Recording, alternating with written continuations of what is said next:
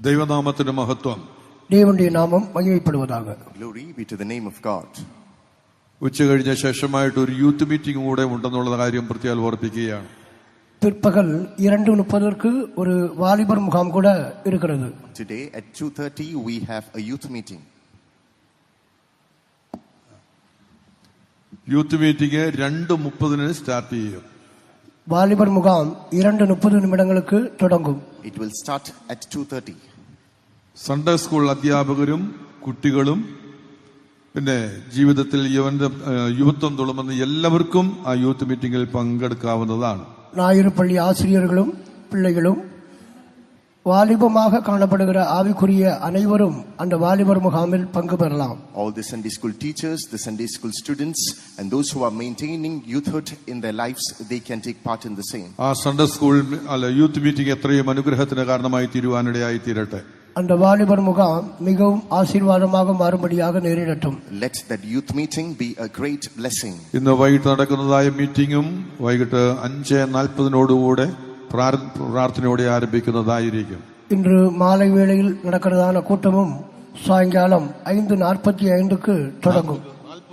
5:40 தொடங்கும். Today's gospel meeting will start at 5:40 in the evening. എല്ലാവരും പ്രാർത്ഥനയോടെ എല്ലാ കൂടിവരവുകളിലും പങ്കെടുക്കണമെന്ന് വിശേഷാൽ ഓർപ്പിക്കുകയാണ്. அனைவரும் ஜெபத்தோடு கூட எல்லா கூட்டங்களிலும் பங்கு பெற வேண்டும் என்று ஒன்று கூட நினைப்பூட்டுகிறோம். Once again we request all of you to take part in all these meetings without fail. നമ്മുടെ കൂടിവരവിനോട് ചേർന്ന് തിരുവചനത്തിൽ നിന്ന് ഒരു വേദഭാഗം വായിക്കുവാൻ ദൈവകൃപയിൽ ആശ്രയിച്ച് ആഗ്രഹിക്കുന്നു. நம்முடைய கூட்டத்தோடு சேர்ந்து வேதாகமத்திலிருந்து ஒரு வசனத்தை வாசிக்கும்படியாக வாஞ்சிக்கிறோம். In connection with our gathering, I'm delighted to read a portion from the scripture. രൂത്തിന്റെ പുസ്തകത്തിലേക്ക് നമുക്ക് കടന്നു വരാം. ரூத்தின் புத்தகத்துக்கு நாம் திரும்பி வருவோம். Let's focus our attention to the book of Ruth. രൂത്തിന്റെ പുസ്തകം 2-ാം അധ്യായത്തിന്റെ 12-ാം വാക്യം വായിക്കുവാൻ ആഗ്രഹിക്കുന്നു. ரூத்தின் புத்தகம் 2-ாம் அதிகாரம் 12-ாம் வசனத்தை வாசிக்க விரும்புகிறோம். Let's read from the book of Ruth chapter 2 the 12th verse.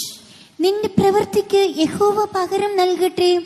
ഇസ്രായേലിന്റെ ദൈവമായ യഹോവയുടെ ചിറകിൻ കീഴെ ആശ്രയിച്ചു വന്നിരിക്കുന്ന നിനക്ക് അവൻ പൂർണ്ണ പ്രതിഫലം തരുമാറാകട്ടെ എന്ന് ഉത്തരം പറഞ്ഞു. உன் செய்கைக்கு தக்க பலனை கர்த்தர் உனக்கு கட்டளையிடுவாராக. இஸ்ரவேலின் தேவனாகிய கர்த்தருடைய செட்டைகளின் கீழ் அடைக்கலமாய் வந்த உனக்கு அவராலே நிறைவான பலன் கிடைப்பதாக என்றான். The Lord recommends thy work, and a full reward be given thee of the Lord God of Israel, under whose wings thou art come to trust. ദൈവനാമത്തിന്റെ മഹത്വം. தேவனுடைய நாமம் மகிமைப்படுவதாக. Glory be to the name of God. രൂത്തിന്റെ പുസ്തകം 2-ാം അധ്യായം 12-ാം വാക്യത്തിൽ നിന്നാണല്ലോ നമുക്ക് ഒരു വേദഭാഗം വായിച്ചു കേൾക്കുവാനിടയായി തീർന്നത്. ரூத்தின் புத்தகம் 2-ாம் அதிகாரம் 12-ாம் வசனத்திலிருந்துதான் ஒரு வேத பகுதியை நாம் வாசித்து கேட்டோம். Just now we read a portion from the book of Ruth chapter 2 the 12th verse. ഒരുപക്ഷേ ഈ വേദഭാഗത്തെ ആധാരമാക്കി ഇതിനു മുൻപ് പലപ്പോഴും ദൈവവചനങ്ങൾ ശ്രവിപ്പാൻ ഒരാളിൽ കൂടെ അല്ലെങ്കിൽ മറ്റൊരാളിൽ കൂടെ ശ്രവിപ്പാനിടയായി തീർന്നിട്ടുണ്ടാകാം. ஒருவேளை இந்த வேத பகுதியில் இருந்துதானே ஒரு நபரிலிருந்தோ மற்றொரு நபரிலிருந்தோ வேத வசனங்களை நீங்கள் இதுவரை கேட்டிருந்திருக்கலாம். Perhaps you may have already heard this verse through the sermons of one person or the other. യൂദായുടെ ലേഖനത്തിൽ പറയുന്നത് പോലെ നിങ്ങളോ സകലവും ഒരിക്കൽ അറിഞ്ഞുവെങ്കിലും നിങ്ങളെ ഓർപ്പിപ്പാൻ ഞാൻ ഇച്ഛിക്കുന്നത് എന്തെന്നാൽ എന്ന് പറഞ്ഞിരിക്കുന്നത് പോലെ ചില കാര്യങ്ങൾ ഓർപ്പിച്ച് ഞാൻ അവസാനിപ്പിക്കുവാൻ ആഗ്രഹിക്കുകയാണ്. யூதாவின் நிருபத்தில் சொல்லப்பட்டிருக்கிறது போல நீங்கள் பலரும் பல காரியங்கள் கேட்டிருந்தாலும் சில காரியங்களை நினைப்பூட்டுகிறோம் என்று சொன்னது போல நாங்கள் நினைப்பூட்டுகிறோம். As mentioned in the book of Jude, you already know certain things, but we are just reminding you a few things now. നാം വന്നെത്തിയിരിക്കുന്ന കാലം ഒരു വല്ലാത്ത കാലയളവാണ്. நாம் வந்திருக்கிறதான ஒரு காலம் மிகவும் கடினமான ஒரு காலம். The days in which we have arrived are indeed daunting.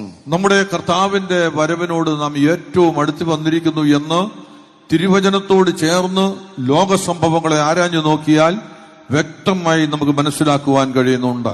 நமது கர்த்தராகிய ஆண்டவரின் வருகை மிகவும் சமீபமாய் இருக்கிறது என்பதை உலக நிகழ்வுகளின் மூலமாகவும் வேதாகமத்தின் அடிப்படையிலும் நாம் அதை நன்றாக விளங்கிக் கொள்ள இயலும். When we observe the courses of the world, when we go through a perusal in the word of God, we can come to comprehend that the coming of the Lord is round the corner. ഇനിയൊരു തലമുറ കർത്താവിന്റെ വരവിന് വേണ്ടി കാത്തിരിക്കേണ്ടതായിട്ടുണ്ടോ എന്ന് സംശയിക്കേണ്ടിയിരിക്കുന്നു. ഇനി വരുகிறதான ஒரு பின் சந்ததி கர்த்தருடைய வருகைக்காக காத்திருக்குமோ என்கிறதான ஒரு கேள்வி எழ வேண்டியதான நேரத்தில் காணப்படுகிறோம். It is doubtful whether there is time for another generation to tarry for the coming of the Lord. കാരണം നമ്മുടെ കാലയളവിൽ തന്നെ നിശ്ചയമായിട്ടും നമ്മുടെ കർത്താവ് വെളിപ്പെടും. காரணம் நமது கால அளவில் தானே கர்த்தர் நிச்சயமாக உறுதியாக அவர் வெளிப்படுவார். Because while yet we are alive, the Lord shall truly come.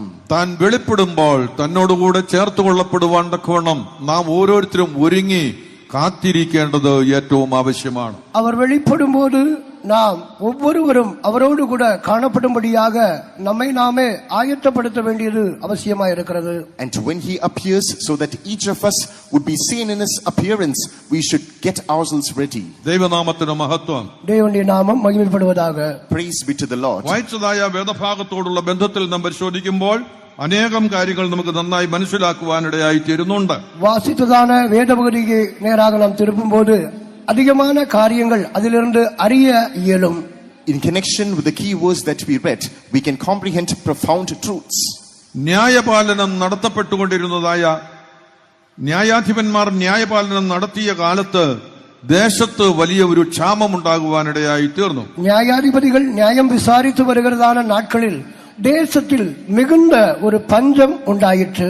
It came to pass in the days when the judges ruled, there was a huge famine in the land. വേദപുസ്തകത്തിൽ നാം പരിശോധിക്കുമ്പോൾ പല കാലയളവുകളിലും ക്ഷാമങ്ങൾ ഉണ്ടായിട്ടുള്ളതിനെ കുറിച്ച് പഴയ നിയമ കാലയളവുകളിലും പുതിയ നിയമ കാലയളവിലും രേഖപ്പെടുത്തപ്പെട്ടിരിക്കുന്നതായി കാണുവാൻ കഴിയും. வேதாகமத்தை நாம் ஆராயும் போது பழைய ஏற்பாட்டிலும் புதிய ஏற்பாட்டிலும் இப்படிப்பட்டதான பஞ்சத்தை நமக்கு பார்க்க இயலும். When we analyze the word of God, we can come to understand that in the Old Testament as well as in the New Testament, so many famines have risen. എന്നാൽ രൂത്തിന്റെ പുസ്തകം 1-ാം അധ്യായത്തിന്റെ 1-ാം വാക്യത്തിൽ നാം പരിശോധിക്കുമ്പോൾ ന്യായാധിപന്മാർ ന്യായപാലനം നടത്തിയ കാലത്തൊരിക്കൽ ദേശത്ത് ക്ഷാമമുണ്ടായി എന്നെടുത്തു പറഞ്ഞിരിക്കുകയാണ്.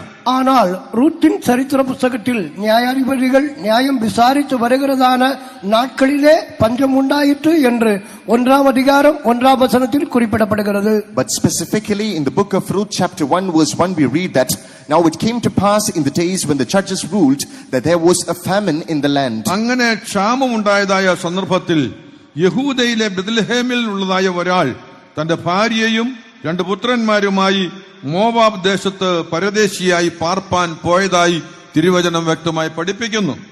அப்படிப்பட்டதான பஞ்சம் உண்டான நாட்களில் யூதாவில் உள்ளதான பெத்லகேம் ஊரானாகிய ஒருவன் தன்னுடைய மனைவியோடும் 2 குமாரர்களோடும் மோவாப் தேசத்துக்கு போய் சஞ்சரித்தான் என்று நாம் அங்கே பார்க்கிறோம். Thus when the land was afflicted with the famine, a certain man of Bethlehem, Judah, went to sojourn into the country of Moab, he and his wife and 2 of his sons. മുൻപിൽ ഉണ്ടാകുന്നതായ പരീക്ഷാ കാലയളവുകളിൽ അതിൽ നിന്ന് രക്ഷപ്പെടേണ്ടതിന് പലപ്പോഴും പലരും പലവിധത്തിലുള്ളതായ മാർഗങ്ങൾ ആരായാറുണ്ട്. முன்பில் இருக்கிறதான பரீட்சைகள் சோதனைகள் வரும்போது அதிலிருந்து தப்பித்துக் கொள்ளும்படியாக பலரும் பலவிதமான காரியங்களை தேடி நாடி ஓடுகிறதை நமக்கு ஆராய்ந்து பார்க்கலாம். To evade or trounce upon the days of trials that they are meeting before them, many people they seek different measures and routes. ഇവിടെ സ്വന്തമായി അല്ലെങ്കിൽ ദേശത്ത് വന്നിരുന്നതായ ക്ഷാമകാലയളവിൽ രക്ഷപ്പെടേണ്ടതിനു വേണ്ടി മറ്റൊരു സ്ഥലത്തേക്ക് അവർ ഓടിപ്പോവുകയാണ് ചെയ്യുന്നത്. இங்கே அவர்களுக்கு வந்ததான பஞ்சத்தில் இருந்து அவர்கள் விடுதலை பெறும்படியாக ரட்சிக்கப்படும்படியாக அவர்கள் வேறொரு தேசத்துக்கு நேராக சென்றதை நாம் பார்க்கிறோம். Here, in order to escape the famine that has afflicted the land, now they are sojourning to another land. Bethlehem എന്ന് പറയുമ്പോൾ എത്രയും വിശേഷിപ്പിക്കപ്പെട്ട ഒരു ഇടമെന്ന് നമുക്ക് തിരുവചനത്തിലൂടെ പരിശോധിക്കുമ്പോൾ കാണുവാൻ സാധ്യമായി തീരുന്നുണ്ട്. பெத்லகேம் என்று சொல்லும்போது அது மிகவும் சிறப்பான இடம் என்பதை வேத வசனங்களின் மூலமாக நமக்கு ஆராய்ந்து அறிய முடியும். Talk about Bethlehem, and from the word of God we come to understand that that is indeed a special place. ദൈവത്താൽ തിരഞ്ഞെടുക്കപ്പെട്ടതായ വിശേഷിപ്പിക്കപ്പെട്ട ഒരു സ്ഥലമാണ് അതെന്നുള്ളത് വ്യക്തമായി നമുക്ക് മനസ്സിലാക്കുവാൻ തക്കവണ്ണം ഇടയായി തീരുന്നുണ്ട്. ஆண்டவரால் தெரிந்து கொள்ளப்பட்டதான ஒரு சிறப்பு வாய்ந்த இடம்தான் பெத்லகேம் என்பதை நாம் அறிந்து கொள்ள முடியும். We understand that Bethlehem is a special place chosen by the Lord himself. ബെത്ലഹേമിനെ കുറിച്ച് തിരുവചനത്തിൽ നാം പരിശോധിക്കുമ്പോൾ കർത്താവായ യേശുക്രിസ്തുവിന് 700 വർഷങ്ങൾക്ക് മുൻപ് തിരുവചനത്തിൽ പ്രവചിച്ചിട്ടുള്ളതായി നമുക്ക് മനസ്സിലാക്കുവാനിടയായി തീരുന്നുണ്ട്. பெத்லகேமை குறித்து கர்த்தராகிய இயேசுவோடு உள்ளதான அனுபவத்தோடு 700 ஆண்டுகளுக்கு முன்பதாகவே தீர்க்க தரிசனம் உரைக்கப்பட்டதாய் நாம் வேதாகமத்தில் ஆராய்ந்து பார்க்கலாம். 700 years before the birth of Lord Jesus Christ, it was prophesied about Bethlehem. മീഖാ പ്രവചനം അതേ 5-ാം അധ്യായത്തിന്റെ 2-ാം വാക്യത്തിൽ നാം വായിക്കുന്നതായ ആ സന്ദർഭത്തിൽ மீகா எழுதினதான தீர்க்க தரிசன புத்தகம் 5ஆம் அதிகாரம் 2ஆம் வசனத்தில் நாம் வாசிக்கும் போது അതെ യേശുവിന്റെ In Micah chapter 5, the 2nd verse, യേശുവിന്റെ ജനനം അവിടെ ആയിരുന്നു എന്നുള്ളത് വ്യക്തമായി രേഖപ്പെടുത്തപ്പെട്ടിരിക്കുന്നതായി കാണുവാനിടയായി തീരുന്നു. ஆம், இயேசு கிறிஸ்துவின் பிறப்பு அங்கேதான் காணப்பட்டது என்பதை திட்டவட்டமாக பார்க்க முடியும். clearly it is recorded that the birth of Lord Jesus Christ took place in that land. Mathai എഴുതിയ സുവിശേഷം 2-ാം അധ്യായത്തിന്റെ 4 മുതൽ 6 വരെയുള്ളതായ വേദഭാഗങ്ങൾ നാം പരിശോധിക്കുമ്പോഴും ഇതേ കാര്യം തന്നെ രേഖപ്പെടുത്തപ്പെട്ടിരിക്കുന്നതായി മനസ്സിലാക്കുവാൻ കഴിയുന്നു. மத்தேயு எழுதின சுவிசேஷம் 2ஆம் அதிகாரம் 4ஆம் வசனத்திலிருந்து 6ஆம் வசனம் வரையும் வாசிக்கும் போது இதே காரியம் அங்கேயும் குறிப்பிடப்பட்டுள்ளதை நமக்கு பார்க்க இயலும். In Matthew's Gospel chapter 2 verses 4 to 6, the same thing is reiterated. Bethlehem എന്ന ചെറിയ ഗ്രാമം യേശുവിന്റെ ജനനത്തോടുകൂടെ അത് ലോക പ്രശസ്തമായി മാറ്റപ്പെടുവാൻ തക്കവണ്ണം ഇടയാക്കി തീർത്തു. பெத்லகேம் என்கிறதான சிறிதான கிராமம் இயேசுவின் பிறப்பு முகாந்தரமாக அது மிகவும் பிரசித்தி பெற்ற புகழ் வாய்ந்ததாக மாறினது. The small hamlet of Bethlehem became renowned to the whole world following the birth of Lord Jesus Christ. ഇങ്ങനെയുള്ളതായ ഒരു ദേശം ഇങ്ങനെയുള്ള ഒരു സ്ഥലം വിട്ടിട്ടാണ് മുൻപേ പറഞ്ഞതായ കുടുംബം മോവാബ് ദേശത്തിലേക്ക് കുടിയേറുവാൻ തക്കവണ്ണം ഇടയായി തീർന്നത്. இப்படிப்பட்டதான ஒரு இடத்தை விட்டுதான் அவர்கள் குடிபெயர்ந்து மோவாப் தேசத்துக்கு பிரயாணப்படுகிறார்கள். Leaving such a land, living such a place, this particular family is sojourning to Moab. Moab ദേശത്തിലേക്ക് കുടിയേറുവാൻ ഒരിക്കലും സർവശക്തനായ ദൈവം തന്റെ മക്കളെ കുറിച്ച് ആഗ്രഹിച്ചിരുന്നില്ല എന്നുള്ളത് വ്യക്തമായി നമുക്ക് മനസ്സിലാക്കുവാനിടയായി തീരുന്നുണ്ട്. மோவாப் தேசத்துக்கு சென்று வாழும்படியாக சர்வவல்லமையுள்ளதான தேவன் தன்னுடைய பிள்ளைகளை குறித்து ஒருபோதும் விரும்பாதவராக இருந்தார். It was never the will of the Almighty God that His dear people should sojourn to the land of Moab. മോവാബിനെ കുറിച്ച് തിരുവചനത്തിലൂടെ നാം പരിശോധിക്കുമ്പോൾ വളരെ കാര്യങ്ങൾ നമുക്ക് മനസ്സിലാക്കുവാൻ തക്കവണ്ണം ഇടയായി തീരുന്നുണ്ട്. மோவாபை குறித்து திருவசனத்தை நாம் ஆராய்ந்து பார்த்தால் அநேக காரியங்களை பார்க்க இயலும். When we examine the word of God, we come to understand so many things about Moab. ദൈവനാമത്തിന്റെ മഹത്വം. தேவனுடைய நாமம் மகிமைப்படுவதாக. Praise be to the name of God. മോവാബിന്റെ ഉൽപ്പത്തിയെ കുറിച്ച് ഉൽപ്പത്തി പുസ്തകത്തിൽ വ്യക്തമായി രേഖപ്പെടുത്തപ്പെട്ടിരിക്കുന്നതായി കാണുവാൻ കഴിയും. மோவாபின் பிறப்பை குறித்து ஆதியாகம புஸ்தகத்தில் குறிப்பிடப்பட்டுள்ளதை நமக்கு பார்க்க இயலும். In the book of Genesis, we come across the origin of Moab. ആ മോവാബ് ദേശത്തേക്ക് പോകുവാൻ തക്കവണ്ണം ഒരിക്കലും സർവശക്തനായ ദൈവം അവരെ കുറിച്ച് ആഗ്രഹിച്ചിരുന്നില്ല എന്നുള്ളത് വ്യക്തമായി മനസ്സിലാക്കുവാനിടയായി തീരുന്നുണ്ട്. அப்படிப்பட்டதான மோவாப் தேசத்துக்கு பிரயாணப்படும்படியாகவும் அங்கே வாழும்படியாகவும் சர்வவல்லமையுள்ளதான தேவன் அவர்களை குறித்து விரும்பவில்லை என்பதை நாம் வேதவசனத்தின் மூலமாக ஆராயலாம். From these words of God, we come to understand that it was never the will of God that His people should shift and dwell into the land of Moab. Moab ദേശത്തിലേക്ക് പോയതായ പ്രിയപ്പെട്ടവർ അവിടെ നിന്നും മടങ്ങി വരേണ്ടത് ഏറ്റവും ആവശ്യമായിരുന്നു എന്നുള്ളത് തിരുവചനം വ്യക്തമായി നമ്മെ പഠിപ്പിക്കുകയാണ്. மோவாப் தேசத்துக்கு சென்றவர்கள் அதிலிருந்து நாம் திரும்பி வர வேண்டும் என்பதை வேதாகமம் திட்டவட்டமாக சொல்லுகிறது. The word of God in clear terms says that those people who shifted to Moab, they should return. ദൈവം തന്റെ ജനത്തെ സന്ദർശിച്ച് അവർക്ക് ആവശ്യമായിരിക്കുന്ന നന്മകൾ കൊടുത്തു എന്നറിഞ്ഞു കഴിഞ്ഞപ്പോൾ ആ പോയവരിൽ ചിലർ മടങ്ങി വരുവാൻ തക്കവണ്ണം ആഗ്രഹിച്ചതായി തിരുവചനം വ്യക്തമായി നമ്മെ പഠിപ്പിക്കുകയാണ്. தேவன் தமது ஜனத்தை சந்தித்தார் என்றும் அவர்களுக்கு தேவையானவர்களை கொடுக்கிறார் என்பதும் அறிந்தபோது அவர்கள் திரும்பி வருவதற்கான ஆண்டவர் சந்தர்ப்பத்தை உருவாக்கினார் என்று நாம் வேதாகமத்தில் பார்க்கிறோம்.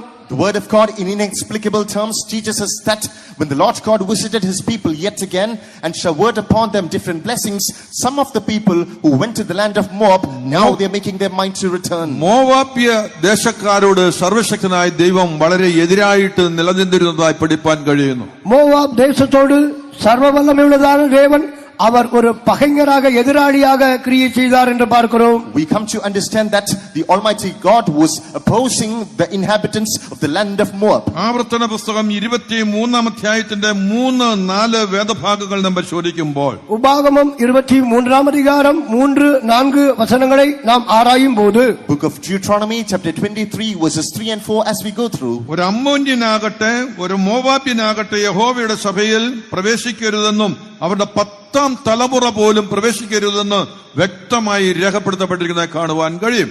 அம்மோனியனும் மோவாபியனும் கர்த்தருடைய சபைக்கு உட்படலாகாது, 10ஆம் தலைமுறையிலும் என்றென்றைக்கும் அவர்கள் கர்த்தருடைய சபைக்கு உட்படலாகாது என்று திட்டமும் தெளிவுமாக குறிப்பிடப்பட்டுள்ளது. Very strictly and firmly it's written, an Ammonite or Moabite shall not enter into the congregation of the Lord even to their 10th generation. ഇവർക്ക് സർവശക്തനായ ദൈവം ഇത്രയധികം എതിരായി തീരുവാനുണ്ടായതിന്റെ കാരണവും അവിടെ തന്നെ എടുത്തു പറഞ്ഞിരിക്കുകയാണ്. இவர்களுக்கு சர்வ வல்லமையுள்ளதான தேவன் இவ்வளவு ஒரு எதிராளியாக கிரியை செய்வதற்கான காரணமும் அங்கே தெளிவாக கூறப்பட்டுள்ளது.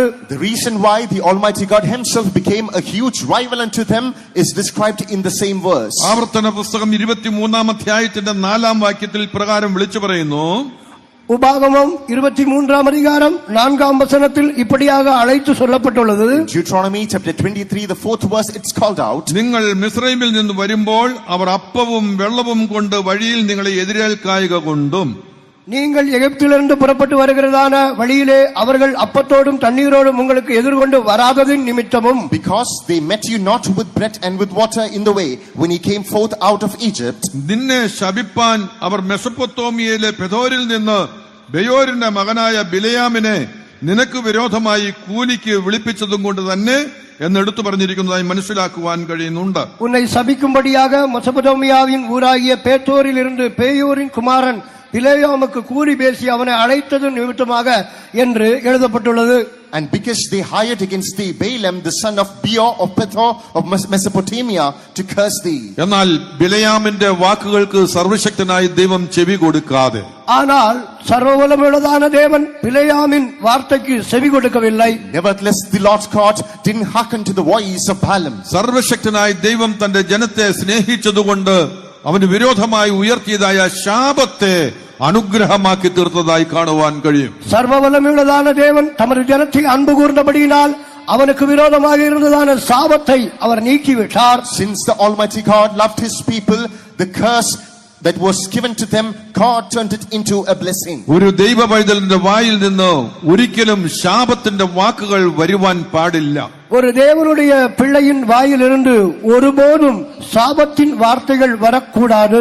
Never should words of curse proceed from the mouth of a child of God. നിങ്ങൾ അനുഗ്രഹം അനുഭവിക്കേണ്ടതിനായി സർവശക്തനായ ദൈവത്താൽ വിളിക്കപ്പെട്ടവരാകൊണ്ട് അനുഗ്രഹിക്കുന്നവരായിരിക്കണമെന്നാണ് തിരുവചനം വ്യക്തമായിട്ട് എടുത്തു പറയുന്നത്. நீங்கள் ஆசீர்வதிக்கப்பட்டவர்களாய் காணப்பட வேண்டும் என்று சர்வவல்லமையுள்ளதாவன் தேவன் உங்களை விரும்புகிறபடியினாலே நீங்களும் ஆசீர்வாதமாக உள்ளவர்களாய் ஆசீர்வதிக்கிறவர்களாய் காணப்பட வேண்டும் என்று வேத வசனம் நம்மை சொல்லுகிறது.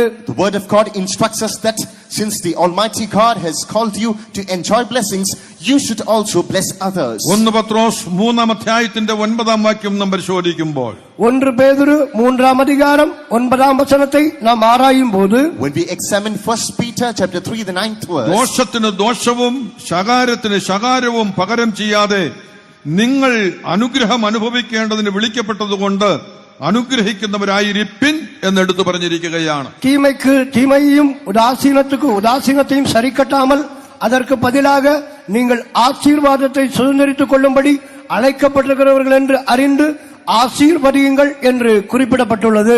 Not rendering evil for evil or railing for railing, but contrariwise blessing, knowing that ye are thereunto called, that ye should inherit a blessing, it's written. സർവശക്തനായ ദൈവത്തിന്റെ ജനമായ ഇസ്രായേലിന് വിരോധമായി ശപിക്കുവാൻ ഒരാൾ എഴുന്നേറ്റെങ്കിൽ തന്നെയും കൂടെ ആ ശാപത്തെ സർവശക്തനായ ദൈവം അനുഗ്രഹമാക്കി തീർത്തു. சர்வவல்லமையுள்ளதான தேவனுடைய ஜனங்களுக்கு விரோதமாக சபிக்கப்பட்டதான ஒரு அனுபவத்தை உயர எழும்பினாலும் அந்த சாபத்தை சர்வவல்லமையுள்ளதான தேவன் நீக்கி போட்டார். Even though a man arose to curse the people of Israel, in order to turn that curse into a blessing, the Lord God himself intervened. ദൈവസന്നിധിയിൽ കടന്നു വന്നിരിക്കുന്ന പ്രിയ ദൈവത്തിന്റെ ജനമേ, தேவ சமூகத்திலே கடந்து வந்திருக்கிறதான அருமையான தேவ பிள்ளையே, Beloved people of God who have gathered in the presence of God. ദൈവത്തിന്റെ കൽപ്പനകൾ പ്രമാണിച്ച് ദൈവത്തെ പ്രസാദിപ്പിച്ച് നാൾ തോറും മുൻപോട്ട് പോകണമെന്ന് ആഗ്രഹിച്ച് നമുക്ക് നമ്മെ തന്നെ സമ്പൂർണമായി സമർപ്പിച്ച് ഏൽപ്പിച്ചു കൊടുക്കുവാനിടയാക്കി തീർത്തല്ലോ. தேவனுடைய கட்டளைகளை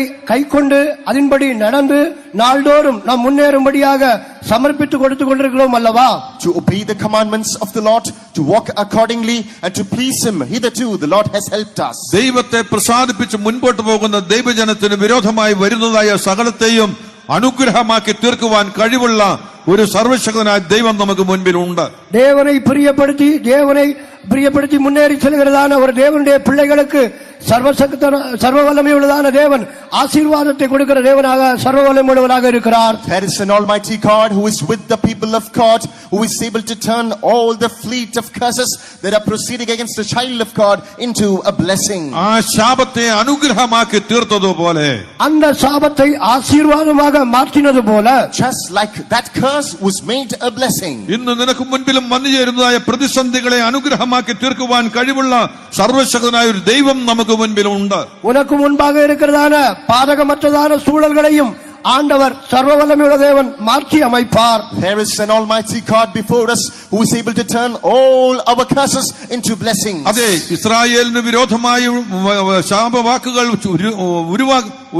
പറഞ്ഞെങ്കിലും ആ ശാപത്തെ അനുഗ്രഹമാക്കി തീർത്തതുപോലെ നമുക്ക് മുൻപിൽ വന്നു ചേരുന്നതായ പ്രയാസ പ്രതിസന്ധികളെ അനുഗ്രഹമാക്കി തീർക്കുവാൻ കഴിവുള്ള ഒരു ദൈവമുണ്ടെന്ന് എത്ര പേർക്ക് വിശ്വാസമുണ്ട്? இஸ்ரவேல் ஜனங்களுக்கு முன்பதாக வந்ததான சாபத்தை கூட ஆண்டவர் ஆசீர்வாதமாக மாற்றினது போல நமக்கு முன்பாக வருகிறதான வருத்தங்களையும் பலவிதமான சாதகமற்ற சூழல்களையும் ஆண்டவர் மாற்றி அமைப்பார் என்று எத்தனை பேர் விசுவாசிக்கிறீர்கள்? All the words of curse that was spelled against the people of Israel, God turned it into a blessing. Similarly, how many of you believe that all the words of curses that are spelled against us as well, the Lord is going to make it a great blessing? ആ ദൈവത്തിനുള്ള വിശ്വാസം ഉള്ളതായ ദൈവത്തിന്റെ ജനം കരങ്ങളെ ഉയർത്തി ദൈവത്തിന് മഹത്വം കൊടുത്തുകൊണ്ട് ശബ്ദമുയർത്തി ഒരു ഹല്ലേലൂയ പറഞ്ഞാട്ടെ.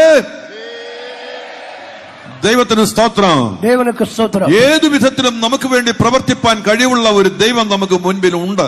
எப்படிப்பட்டதான விதத்திலும் நமக்காக கிரியை செய்கிறதான ஒரு வல்லமை உள்ளதான தேவன் நமக்கு முன்பாக இருக்கிறார். There is an almighty God before us who is able to work on our behalf in the midst of any situation. അങ്ങനെയെങ്കിൽ ആ ദൈവത്തിന്റെ സാന്നിധ്യം വിട്ട് നാം ദൈവകൃപ വിട്ട് ദൈവത്തിന്റെ കൃപയിൽ നിന്ന് അകന്ന് നാം ദൂരെ പോകുന്നവരായി തീരുവാൻ പാടില്ല. அப்படியானால் அந்த தேவனுடைய கிருபையை விட்டு அப்படிப்பட்ட தேவனுடைய சமூகத்தை விட்டு நாம் ஒருபோதும் இடம்பெயரக்கூடாது. If so, leaving the presence of that God, leaving the grace of this God, we should never go far away. ദൈവനാമത്തിന്റെ മഹത്വം. தேவனுடைய நாமத்துக்கு மகிமை உண்டாகட்டும். Praise be to the Lord. അതെ, യേശു ജനിച്ചതായ അപ്പത്തിന്റെ വീടെന്ന് അറിയപ്പെടുന്നതായ അനുഗ്രഹിക്കപ്പെട്ട സ്ഥലമായിരിക്കുന്നതായ അതേ ബെത്ലഹേം വിട്ട് ഒരു കുടുംബം ഇതാ മോവാബ് ദേശത്തിലേക്ക് പുറപ്പെട്ടു പോവുകയാണ്. ஆண்டவருடைய வீடு அப்பத்தின் வீடு என்கிறதான அளவில் குறிப்பிடப்பட்டதான அந்த இடத்திலிருந்து ஒரு குடும்பம் அந்த இடத்தை விட்டு மோவாப் தேசத்துக்கு பிரயாணப்படுகிறது. Setting out from the house of the Lord, setting out from the house of bread known by the Lord, now a family is heading to the land of Moab. അങ്ങനെ ദൈവത്തിന്റെ സാന്നിധ്യം വിട്ട് ദൈവസന്നിധി കൃപയിൽ വിട്ട് അകന്നുപോയവരായിട്ട് ആരെങ്കിലും ഉണ്ടെങ്കിൽ ഇന്ന് പകൽക്കാലം ദൈവകൃപയിൽ ആശ്രയിച്ച് ഓർപ്പിക്കട്ടെ, മടങ്ങിവരവിന്റെ പകൽക്കാലമായി ഇത് മാറ്റപ്പെടുവാനിടയായി തീരട്ടെ. தேவனுடைய கிருபையை விட்டு தேவனுடைய சமூகத்தை விட்டு ஒருவேளை தூரமாக போயிருந்த யாராவது இங்கே இருந்தால் இன்றைக்கு பகல் வேளை அவர்கள் திரும்பி வருகிறதான காலமாய் மாறட்டும். If anyone is seated over here being alienated from the grace of God, going far away from the presence of God, today we beckon you to once again return to your God. യിരെമ്യാ പ്രവചനം 3-ാം അധ്യായത്തിന്റെ 14-ാം വാക്യത്തിൽ നാം പരിശോധിക്കുമ്പോൾ ദൈവസന്നിധിയിലോട് മടങ്ങി വരുവാൻ തിരുവചനത്തിലൂടെ വിളിച്ചോർപ്പിക്കുകയാണ് ചെയ്യുന്നത്. യെരേമിയാ தீர்க்கதரிசன புத்தகம் 3-ாம் அதிகாரம் 14-ாம் வசனத்தை நாம் ஆராயும் போது தேவனுடைய சமூகத்தோடும் தேவனோடும் நெருங்கி வரும்படியாக திரும்பி வரும்படியாக அங்கே குறிப்பிடப்பட்டு சொல்லப்படுகிறது. In Jeremiah chapter 3 the 13th verse we read that a call is made unto the people to return to their Lord. വിശ്വാസ ത്യാഗികളായ മക്കളെ മടങ്ങി വരുവൻ എന്ന് യഹോവയുടെ അരുളപ്പാടായിട്ട് കാണുവാൻ കഴിയുകയാണ്. சீர்கெட்ட பிள்ளைகளே திரும்புங்கள் என்று கர்த்தர் சொல்லுகிறார். The Lord is proclaiming these words, return thou backsliding Israel. ഞാനല്ലോ നിങ്ങളുടെ ഭർത്താവ്, நான் தானே உங்கள் நாயகர், For I am your husband. നിങ്ങളെ എന്റെ അടുക്കലേക്ക് മടക്കി വരുത്തുമെന്ന് തിരുവചനം വ്യക്തമായി വിളിച്ചു പറയുകയാണ്. நான் உங்களை என்னிடமாக திருப்பிக் கொள்ளுவேன் என்று திருவசனம் நம்மை தெளிவாக போதிக்கிறது. I will cause you to return to me, saith the word of God. ദൈവത്തിന് സ്തോത്രം. ஆண்டவருக்கு மகிமை உண்டாகட்டும். യിരെമ്യാ പ്രവചനം 8-ാം അധ്യായത്തിന്റെ 7-ാം വാക്യത്തിൽ നമ്മൾ പരിശോധിക്കുമ്പോൾ, യെരേമിയാ தீர்க்கதரிசன புத்தகம் 8-ாம் அதிகாரத்தின் 7-ாம் வசனத்தை ஆராயும் போது, Book of Jeremiah chapter 8, the 7th verse. ആകാശത്തിലെ പെരുനാറ തന്റെ കാലം അറിയുന്നു, ஆகாயத்திலுள்ள நாரை முதலாய் தன்னுடைய வேளையை அறியும். The stock in the heaven knoweth her appointed times. കുറുപ്രാവും മീവൽ പക്ഷിയും കൊക്കും മടങ്ങിവരവിനുള്ള സമയം അനുസരിക്കുന്നു. காட்டுப்புறாவும் கொக்கும் தகைவிலான் குருவியும் தாங்கள் வரத்தக்க காலத்தை அறியும். The turtle, the crane and the swallow observe the time of their coming. എന്റെ ജനമോ കാലം വേണ്ടതുപോലെ അറിയാതിരിക്കുന്നതായി കാണുവാൻ കഴിയുകയാണ്. என் ஜனமோ வேண்டும் போல அவர்களுடைய காலத்தை நேரத்தை அறியாதவர்களாய் இருக்கிறார்கள். But my people know not the judgment of the Lord or the time. നാം മടങ്ങി വരേണ്ട കാലത്തെ അറിഞ്ഞും മടങ്ങി വരേണ്ടത് ഏറ്റവും ആവശ്യമാണ്. நாம் திரும்பி வர வேண்டியதான நேரத்தை அறிந்து திரும்பி வர வேண்டியது மிகவும் இன்றியமையாதது. We should be aware of the time of our return and we should truly make a homecoming. എത്രത്തോളം നമുക്ക് മടങ്ങി വരുവാൻ, എത്രത്തോളം ദൈവത്തെ പ്രസാദിപ്പിച്ച് മുൻപോട്ട് പോകേണ്ടതുപോലെ പോകുവാൻ ഇന്ന് ഓരോരുത്തരുടെ ജീവിതത്തിലും ഇടയായി തീരുന്നുണ്ട്. எவ்வளவு தூரம் நாம் திரும்பி வர வேண்டுமோ, எவ்வளவு தூரம் நாம் தேவனோடு நெருங்கி அவரை பிரியப்படுத்த வேண்டுமோ, அப்படி எத்தனை பேருக்கு சாதிக்கிறது? Today, to what extent are we able to come back unto the Lord? To what extent are we able to please the Lord? മടങ്ങി വരേണ്ട സമയത്ത് മടങ്ങി വന്നാൽ സർവശക്തനായ ദൈവം നിങ്ങളെ സഹായിച്ചിരിക്കും. திரும்பி வர வேண்டியதான நேரத்தில் திரும்பி வந்தால் சர்வ வல்லமையுள்ளதான தேவன் உங்களுக்கு உதவி செய்வார். If you will return in the due hour, certainly the Lord God, He Himself shall aid you. യിരെമ്യാ പ്രവചനം 15-ാം അധ്യായത്തിന്റെ 19-ാം വാക്യത്തിൽ നാം വായിക്കുന്ന സന്ദർഭത്തിൽ, യെരേമിയാ தீர்க்கதரிசன புத்தகம் 15-ாம் அதிகாரம் 19-ாம் வசனத்தை வாசிக்கிற பொழுது, In book of Jeremiah chapter 15, the 19th verse. നീ മടങ്ങി വന്നാൽ ഞാൻ നിന്നെ എന്റെ മുൻപാകെ നിൽപ്പാൻ തക്കവണ്ണം വീണ്ടും കൈക്കൊള്ളുമെന്ന് തിരുവചനം പഠിപ്പിക്കുകയാണ്. நீ திரும்பி வந்தால் என் முகத்துக்கு முன்பாக நிலைத்திருப்பாய் என்று அங்கே திருவசனம் நம்மை போதிப்பிக்கிறது. The word of God says, God Himself says, if thou shalt return, then will I bring thee again and thou shalt stand before me. 15-19 വായിച്ചാട്ടെ. 15-19 Shall we go through that verse? അതുകൊണ്ട് യഹോവ ഇപ്രകാരം അരുളി ചെയ്യുന്നു, നീ മടങ്ങി വന്നാൽ ഞാൻ നിന്നെ എന്റെ മുൻപാകെ നിൽപ്പാൻ തക്കവണ്ണം വീണ്ടും കൈക്കൊള്ളും. നീ അധമമായത് ഒഴിച്ച് ഉത്തമമായത് പ്രസ്താവിച്ചാൽ നീ എന്റെ വായ് പോലെയാകും. അവർ இது நிமித்தம் நீ திரும்பினால் நான் உன்னை திரும்ப சீர்படுத்துவேன். என் முகத்துக்கு முன்பாக நிலைத்தும் இருப்பாய். நீ தீழ்ப்பானதினின்று விலையேற பெற்றதை பிரித்தெடுத்தால் என் வாய் போல் இருப்பாய். ദൈവനാമത്തിന്റെ മഹത്വം. ஆண்டவருடைய நாமம் மகிமைப்படுவதாக. നീ മടങ്ങി വന്നാൽ എന്റെ മുമ്പാകെ നിൽപ്പാണ്ടക്കോണം നിന്നെ പ്രാപ്തനാക്കി തീർക്കുമെന്ന് പറയുകയാണ്. நீ திரும்பி வந்தால் சீர்படுத்தி என் முன்பாக நிலைத்திருப்பாய், நிலைத்திருப்பதற்கு தகுதி உள்ளவனாய் மாற்றுவேன். If you shall return, I will make you worthy to stand before me. കാര്യം തീർക്കുന്ന ഒരു ദിവസമുണ്ട്. நம்மை சரியாக்குகிறதான ஒரு நாள் உண்டு. There is a day when the matters and the accounts will be settled. ദൈവത്തിന്റെ സന്നിധിയിൽ നിൽപ്പാൻ നിനക്ക് കഴിയുമോ? நாம் அந்த நேரத்தில் தைரியத்தோடு தேவ சமூகத்தில் காணப்பட முடியுமா? And on that day, can you boldly abide before Him? വിവരിപ്പാൻ വളരെയുണ്ടെങ്കിലും മറിച്ചതായ വേദഭാഗത്തേക്ക് മടങ്ങി വരുമാറാകട്ടെ. விவரித்து சொல்ல வேண்டியதுக்கு அதிகமாக இருக்கிறது என்றாலும் வாசித்த அந்த குறிவாக்கியத்துக்கு நேராக திரும்புவோம். There's a lot to explain, but let me return to the key verse. ദൈവനാമത്തിന്റെ മഹത്വം. தேவனுடைய நாமம் மகிமைப்படுவதாக. Glory be to the name of our God. അന്യ ദേശത്ത് പോയതിനു ശേഷമായി, മോവാബ് ദേശത്തേക്ക് പോയതിനു ശേഷമായിട്ട്, மோவாப் தேசமான அந்நிய தேசத்துக்கு அவர்கள் போன பின்பு, after going to a strange land, ആ കുടുംബത്തിൽ ഉണ്ടായിരുന്നതായ അല്ലെങ്കിൽ ആരംഭകാലം വളരെ സന്തോഷമായിരുന്നെങ്കിലും പിന്നത്തേതിൽ വളരെയധികം പ്രയാസ പ്രശ്നങ്ങളിലൂടെ കടന്നു പോകേണ്ടതായിട്ട് വന്നു. அந்த குடும்பம் அங்கே போன போது ஆரம்பத்தில் மிகுந்த மகிழ்ச்சியோடு காணப்பட்டார்கள் என்றாலும் அவர்களுடைய பிற்பாடு அனுபவம் மிகுந்த வருத்தத்துக்கும் துன்பத்துக்கும் உள்ளானது. Even though the initial days of that family in that land were gleeful, however, the latter days of that family, it was in woe and pain. ആ കുടുംബത്തിൽ ഉണ്ടായിരുന്ന 3 ആൺതരികൾ നഷ്ടപ്പെടുവാൻ തക്കവണ്ണം ഇടയാക്കി തീർത്തു. அந்த குடும்பத்தில் இருந்ததான 3 ஆண் புருஷர்கள் அவர்களை இழந்து போக நேரிட்டது. 3 male members of that family passed away. ഒന്നാമത് അതേ ആ കുടുംബത്തിലെ പിതാവ് നഷ്ടപ്പെട്ടതായി കാണുവാൻ കഴിയും. முதலாவது அந்த குடும்பத்தாரின் தகப்பனை இழந்து போனார்கள். First of all, the father in that family, he died. ആ പിതാവ് നഷ്ടപ്പെട്ടു കഴിഞ്ഞതിന് ശേഷമായിട്ട് 2 ആൺ സന്താനങ്ങൾ ഉണ്ടായിരുന്നത് അവരും നഷ്ടപ്പെട്ടു പോകുവാനിടയായി തീർന്നു. அந்த தகப்பனாரை இழந்து போன பின்பு அந்த குடும்பத்தில் 2 ஆண் நபர்கள் காணப்பட்டார்கள், அவர்களும் இழந்து போனப்பட்டார்கள். Following the death of the father, 2 male offsprings of that family, they also died. ഇന്ന് ക്രിസ്തീയ ജീവിതം നയിച്ചുകൊണ്ടിരിക്കുന്ന ഓരോരുത്തരുടെ ജീവിതത്തിന്റെ അവസ്ഥകളും ദൈവ സാന്നിധ്യം വിട്ടു പോയാൽ ഇങ്ങനെയുള്ളതായ അവസ്ഥയിലേക്ക് എത്തിച്ചേരുകയാണ്. இன்றைக்கு கிறிஸ்தவ வாழ்க்கை வாழ்ந்து கொண்டிருக்கிறதான பலருடைய வாழ்விலும் தேவ சமூகத்தை விட்டு பிரிந்து போனால் இதே அனுபவம் தான் காணப்படுகிறது. Today, even in the lives of the people of God who are leading a Christian life, if you're going away from the presence of God, this is going to be the result of the same. യെശയ്യാ പ്രവചനം 54-ാം അധ്യായത്തിന്റെ 5-ാം വാക്യത്തിൽ നാം വായിക്കുന്നതായ സന്ദർഭത്തിൽ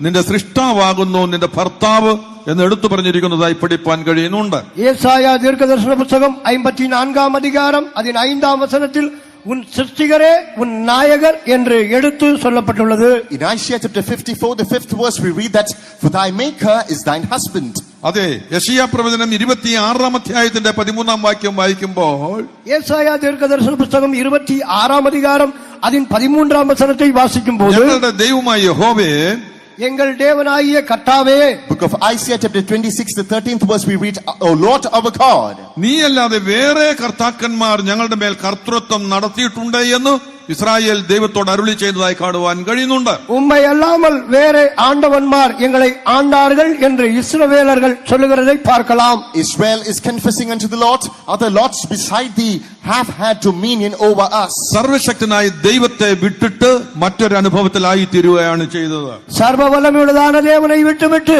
மற்றொரு அனுபவத்துக்கு நேராக போனார்கள். Casting away the Almighty God, they are turning into strange ways. തുടർന്ന് നാം പരിശോധിക്കുമ്പോൾ ആൺ സന്താനങ്ങൾ 2 നഷ്ടപ്പെട്ടതായി തിരുവചനത്തിലൂടെ പരിശോധിക്കുമ്പോൾ കാണുവാൻ സാധ്യമായി തീരുകയാണ്. தொடர்ந்தும் நாம் வேதாகமத்தை ஆராயும் போது 2 ஆண் குமாரர்களையும் இழந்து போனார்கள் என்று பார்க்கிறோம். Furthermore, in the word of God, we study that they lost their 2 male offspring. ഈ 2 ആൺ സന്താനങ്ങൾ എന്തിനെയാണ് വെളിപ്പെടുത്തുന്നത്? இந்த 2 விதமான ஆண் பிள்ளைகள் எதை காண்பிக்கிறது? What do these 2 male offsprings typify? ഒന്ന്, അഭിഷേകം പ്രാപിച്ചപ്പോൾ നമ്മിൽ പകർന്നതായ ആ ദൈവ സ്നേഹത്തെ വെളിപ്പെടുത്തുന്നതായി കാണുവാൻ കഴിയും. முதலாவது அபிஷேகத்தை பெற்றுக்கொண்டதான நம்மேல் பொழிந்தருளப்பட்டதான தேவ அன்பை அது காட்டுகிறது. First of all, it indicates the love of God that was shed in our hearts when we received the Holy Ghost. രണ്ടാമത്, കർത്താവിന്റെ വരവിനെ കുറിച്ചുള്ള പ്രത്യാശ പൂർണ്ണമായിട്ടും നഷ്ടപ്പെട്ട അവസ്ഥയിലായി തീർന്നതായി പഠിപ്പാൻ കഴിയുകയാണ്. இரண்டாவதாக கர்த்தராகிய ஆண்டவரின் வருகையில் எதிர்கொள்ளக்கூடியதான அந்த நம்பிக்கையை முழுமையாக இழந்து போன அனுபவத்தை அது காண்பிக்கிறது. Secondly, it typifies the total loss of the hope regarding the coming of the Lord. ദൈവ സ്നേഹത്തിൽ നിന്ന് അകന്നു പോയിട്ടുണ്ടെങ്കിൽ, தேவனுடைய அன்பை விட்டு பிரிந்து போனவர்களாக காணப்பட்டால், കർത്താവിന്റെ വരവിനെ കുറിച്ചുള്ളതായ പ്രത്യാശ നഷ്ടപ്പെട്ട അവസ്ഥയിലാണ് കാണപ്പെടുന്നതെങ്കിൽ, கர்த்தருடைய வருகையை குறித்ததான நம்பிக்கை இழந்து போனவர்களாக காணப்பட்டால், If you are severed from the love of God, having lost the hope of His coming, നിശ്ചയമായിട്ടും ദൈവ സാന്നിധ്യം വിട്ട് അകന്നുപോയ ഒരു വ്യക്തിയോട് തുലനം ചെയ്ത് നമുക്ക് പഠിപ്പാൻ തക്കവണ്ണം ഇടയായി തീരുന്നു. நிச்சயமாகவே தேவ சமூகத்தை விட்டு பிரிந்து சென்றதான ஒரு நபரோடு அதை ஒப்பிட்டு படிக்கலாம். Definitely the life of that person can be compared to another individual who went far away from the presence of God. അങ്ങനെയെങ്കിൽ ഇന്ന് പകൽക്കാലം മടങ്ങി വരവിന്റെ ഒരു പകൽക്കാലമായി തീരട്ടെ. அப்படியானால் இன்றைக்கு இந்த பகல் வேளை திரும்பி வருகிறதான ஒரு பகல் வேளையாக மாறட்டும். If so, I pray that today would be the day of your homecoming. അതെ, പുരുഷൻ ആ ഭവനത്തിലുണ്ടായിരുന്ന പുരുഷന്മാർ 3 പേരും നഷ്ടപ്പെട്ടെങ്കിൽ തന്നെയും കൂടെ அந்த வீட்டில் இருந்ததான புருஷர்களாகிய 3 பேரும் இழந்து போனது போல, even though 3 male members of that family was lost, Naomi അമ്മാവിയമ്മയായിരുന്ന നവോമിയും ഇളയ മരുമകളോടുകൂടെ സ്വന്തം ദേശത്തേക്ക് മടങ്ങി വരുവാൻ തക്കവണ്ണം ഇടയാക്കി തീർത്തു. அந்த நகோமியாகிய மாமியாரோடு கூட இளைய மருமகளாகிய அவளும் சேர்ந்து அவர்கள் சொந்த இடத்துக்கு திரும்பி வருகிறார்கள். Along with the mother-in-law Naomi, now that daughter is also coming to that house. നവോമിയുടെ മകൾമാളായിരുന്ന രൂത്ത് ഇപ്രകാരം പറയുവാനിടയായി തീർന്നു. நகோமியுடைய மருமகளாயிருந்ததான ரூத்து இப்படியாக சொல்லுகிறாள். The daughter-in-law of Naomi, Ruth, says so. നിന്നെ വിട്ടുപിരിവാനും നിന്റെ കൂടെ വരാതെ മടങ്ങിപ്പോകുവാനും എന്നോട് പറയരുത്. உம்மை விட்டு பிரிந்து செல்ல உம்மோடு கூட வராமல் போகும்படியாக என்னோடு அதை சொல்ல வேண்டாம். Please don't tell me to depart from you and not to come with you. നീ പോകുന്നിടത്ത് ഞാനും പോരും, നീ പാർക്കുന്നിടത്ത് ഞാനും പാർക്കും, നിന്റെ ജനം എന്റെ ജനം, നിന്റെ ദൈവം എന്റെ ദൈവം എന്ന് പറഞ്ഞുകൊണ്ട് நீர் போகும் இடத்திற்கு நானும் வருவேன், நீர் தங்கும் இடத்தில் நானும் தங்குவேன், உம்முடைய ஜனம் என்னுடைய ஜனம் என்று சொல்லிக்கொண்டு Wherever you go, I will also come. Wherever you dwell, I will also dwell. Your people are my people. By saying നീ these words, മരിക്കുന്നിടത്ത് ഞാനും മരിച്ചടക്കപ്പെടും, മരണത്താലല്ലാതെ ഞാൻ നിന്നെ വിട്ടുതിരിഞ്ഞാൽ യഹോവ തക്കവണ്ണവും അധികവും എന്നോട് ചെയ്യുമാറാകട്ടെ എന്ന് പറഞ്ഞുകൊണ്ട് അവൻ അമ്മാവിയമ്മയോട് ചേർന്ന് അവർ പുറപ്പെട്ടു വരുവാനിടയായി തീർന്നു. நீர் மரணமடையும் இடத்தில் நானும் மரணமடைந்து அங்கே அடக்கம் பண்ணப்படுவேன், மரணமே அல்லாமல் வேறொன்றும் உம்மை விட்டு என்னை பிரித்தால் கர்த்தர் அதற்கு சரியாகவும் அதற்கு அதிகமாகவும் செய்யக்கடவர் என்று மாமியாரோடு சொல்லிக்கொண்டு அவள் திரும்பி வருகிறாள். With thou tiest will I tie, and there will I be buried. The Lord do so to me, and more also, if aught but death part be in me.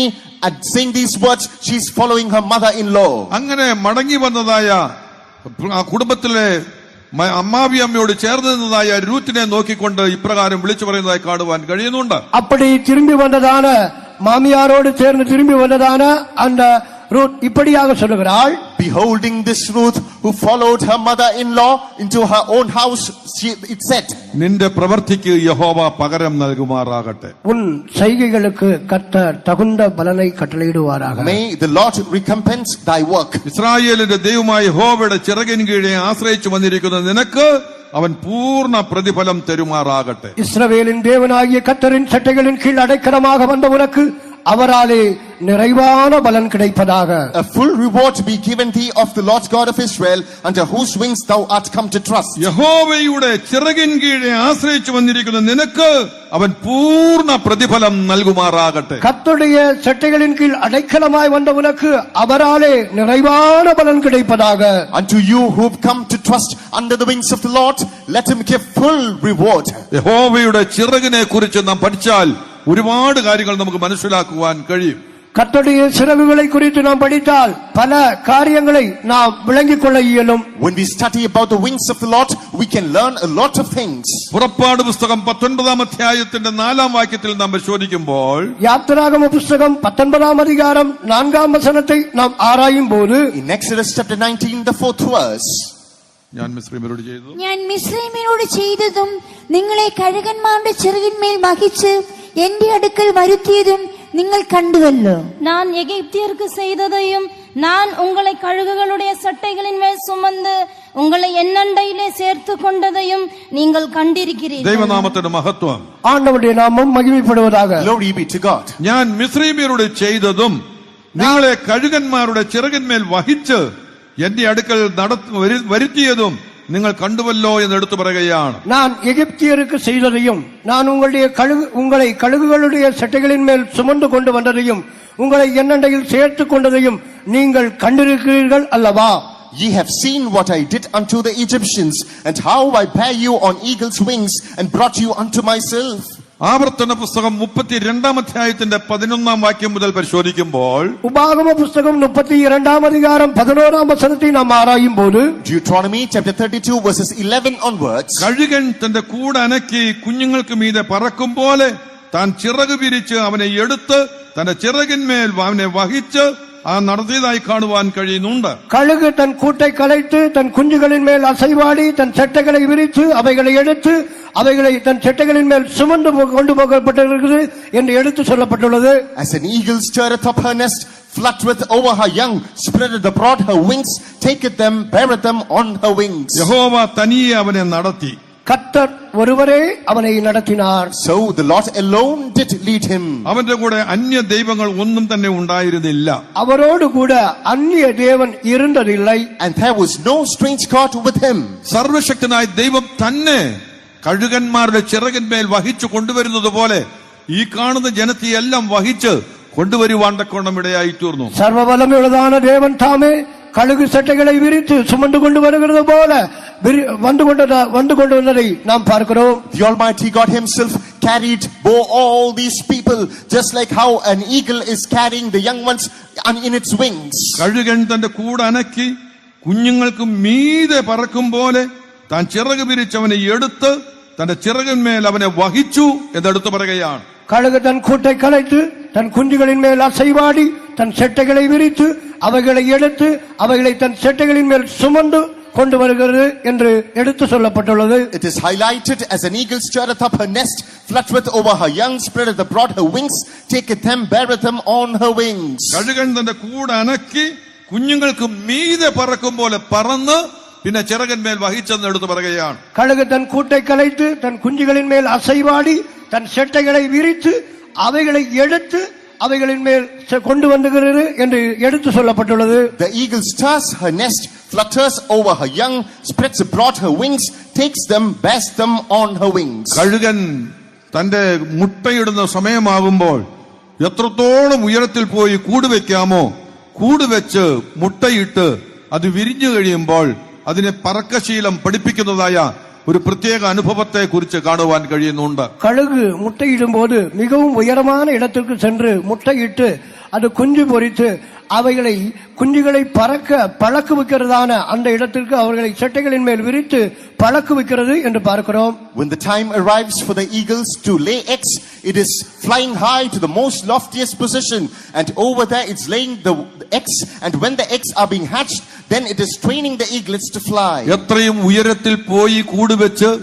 അതിനകത്ത് കുഞ്ഞുങ്ങളെല്ലാം വിരിഞ്ഞു കഴിയുമ്പോൾ ആ കുഞ്ഞുങ്ങൾ കൂട് വിട്ട് പുറത്തു പോകുവാൻ ഇഷ്ടപ്പെടാറില്ല. மிகவும் உயரமான இடத்திற்கு சென்று கூடு வைத்து முட்டைகளை இட்டு அந்த குஞ்சுகள் மறுபடியும் கீழே வர விரும்புவதில்லை. When the eagle is soaring to the highest point, laying the eggs over there, and once the eggs are being hatched, then the eaglets are not interested to fly. കഴുകൻ കൂട് കൂട്ടുന്നത് അതിന് ഏറ്റവും സന്തോഷകരമായ അല്ലെങ്കിൽ അനുഗ്രഹിക്കപ്പെട്ട നിലയിലാണെന്ന് പറഞ്ഞു കേൾക്കുവാനിടയായി തീർന്നിട്ടുണ്ട്. கழுகு கூடு வைப்பது மிகவும் மகிழ்ச்சியான ஒரு அனுபவம் என்று சொல்லப்பட்டிருக்கிறதை கேட்டிருக்கிறேன். I've heard that an eagle is preparing its nest in a very interesting manner. ആദ്യം വലിയ കമ്പുകളൊക്കെ കൊണ്ടുവന്ന് അതിൻ്റെതായ നിലയിൽ നിരത്തും.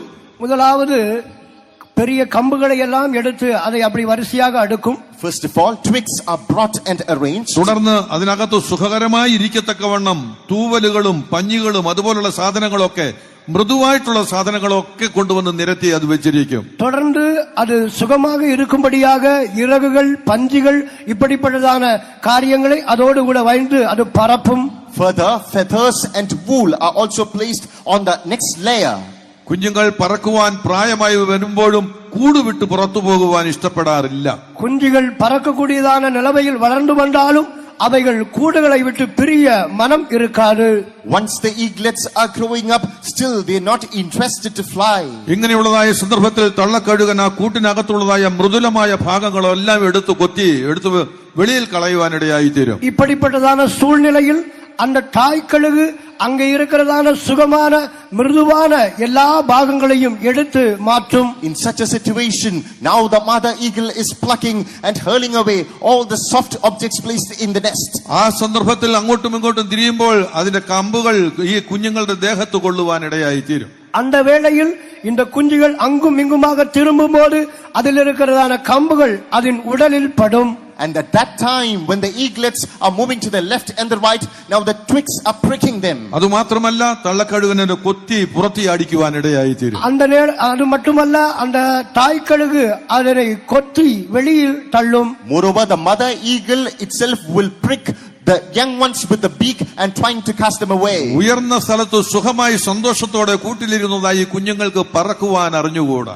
உயர்ந்த ஸ்தலத்தில் இடத்தில் அது சுகமாக இருந்ததான அந்த அனுபவத்திலிருந்து அவைகளுக்கு பறக்க இயலாது. The young eagles who were once positioned comfortably in their nest, now they don't know how to fly. കൂട്ടിൽ നിന്ന് താഴെ വീഴുന്നതായ കുഞ്ഞുങ്ങളെ ഉടൻ തന്നെ ചിറക് വിരിച്ച് അതിൽ വഹിച്ച് ഏറ്റവും മുകളിൽ കൊണ്ടുവന്ന് വയ്ക്കുവാനിടയായി തീരും. கூட்டிலிருந்து கீழே விழுகிறதான குஞ்சுகளை தன்னுடைய சட்டைகளை விரித்து உடனடியாக அது மேல் உயரத்தில் கொண்டு வரும். When the eaglets are falling down from the nest, the mother eagle is coming, bearing the young ones in its wings, and once again carrying them to heights. അതുകൊണ്ടാണ് തിരുവചനത്തിൽ വായിച്ചപ്പോൾ നാം കണ്ടത് കുഞ്ഞുങ്ങൾക്ക് മീതെ പറന്ന് ചിറകിൽ വഹിച്ച് എന്നെടുത്ത് പറഞ്ഞിരിക്കുന്നതായി കാണുവാൻ കഴിയുന്നത്. ஆகவேதான் திருவசனத்தில் நாம் படித்தோம், அது குஞ்சுகளின் மேல் அசைவாடி செட்டைகளை விரித்து அதன் மேலே அதை எடுத்து என்று சொல்லப்பட்டுள்ளது.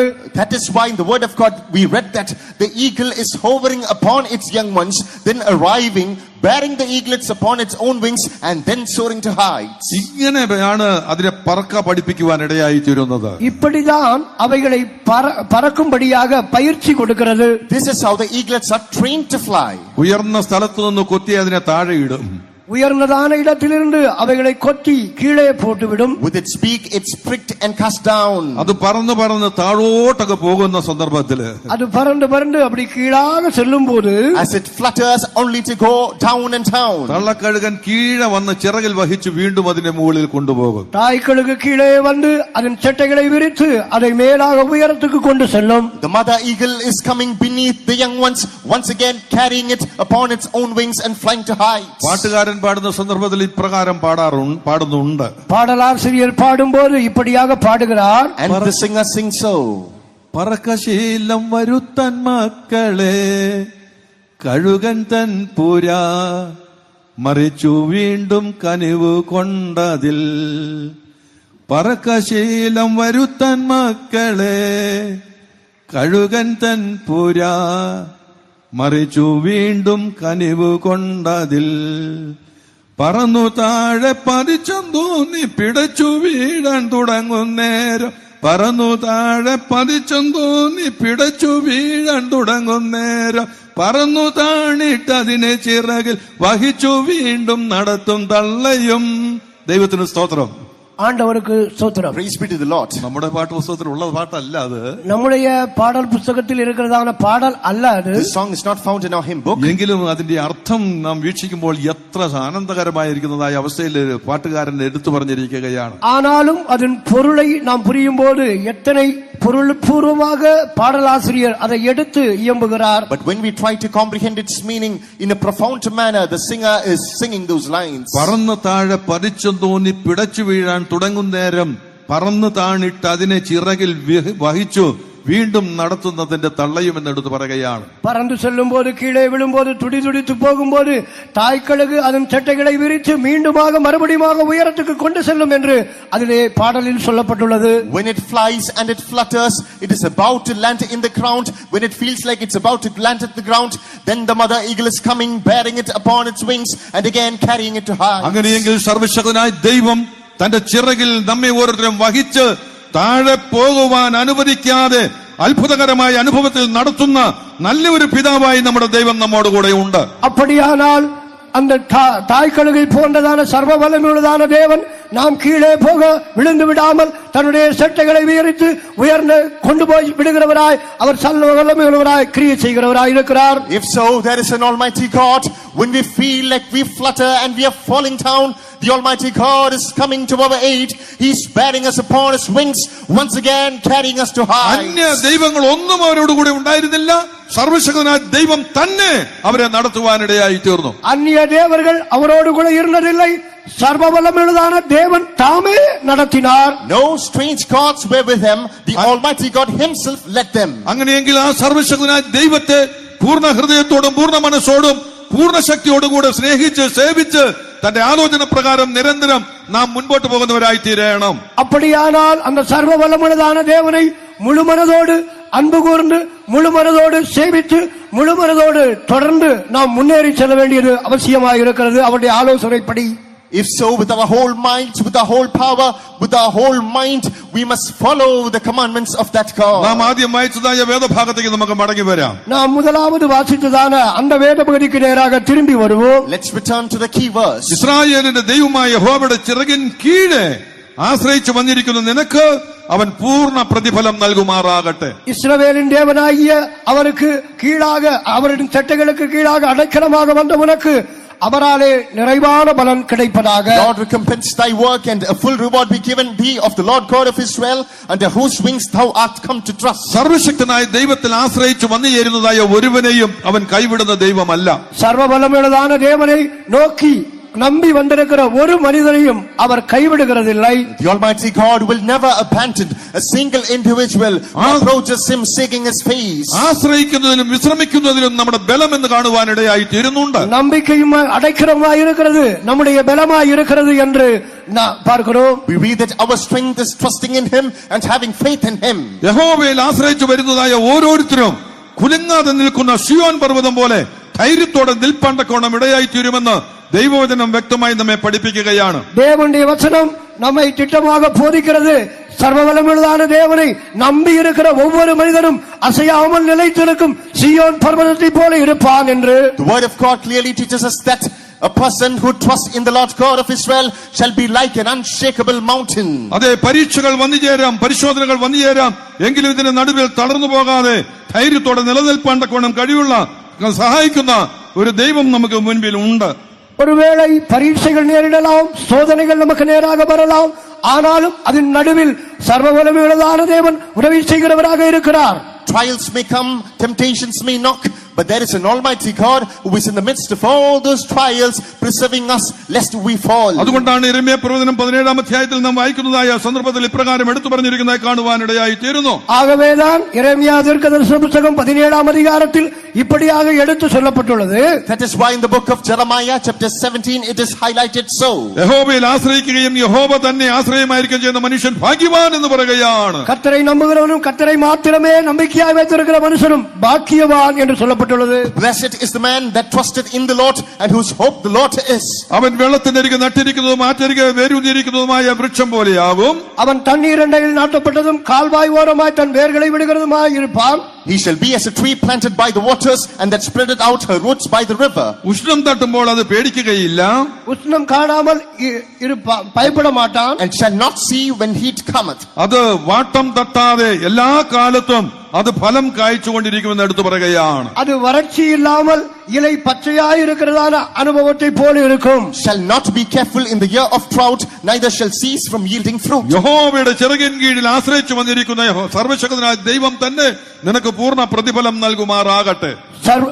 யெகோவாவுடைய கர்த்தருடைய சிறகின் கீழில் அடைக்கலமாக வந்ததான உனக்கு சர்வ வல்லமை உள்ளதான தேவன் தாமே நிறைவான பலனை கொடுப்பாராக. The Lord God recompense thy work and give a full reward to you who have come trusting under his wings. തന്റെ ചിറകിൻ കീഴിൽ ആശ്രയിച്ചു വന്നിരിക്കുന്ന ഒരു ദൈവ പൈതലിന് അവിടെ നല്ല സുരക്ഷിതത്വം ഉണ്ടെന്നുള്ളത് വ്യക്തമായി മനസ്സിലാക്കുവാൻ കഴിയുന്നു.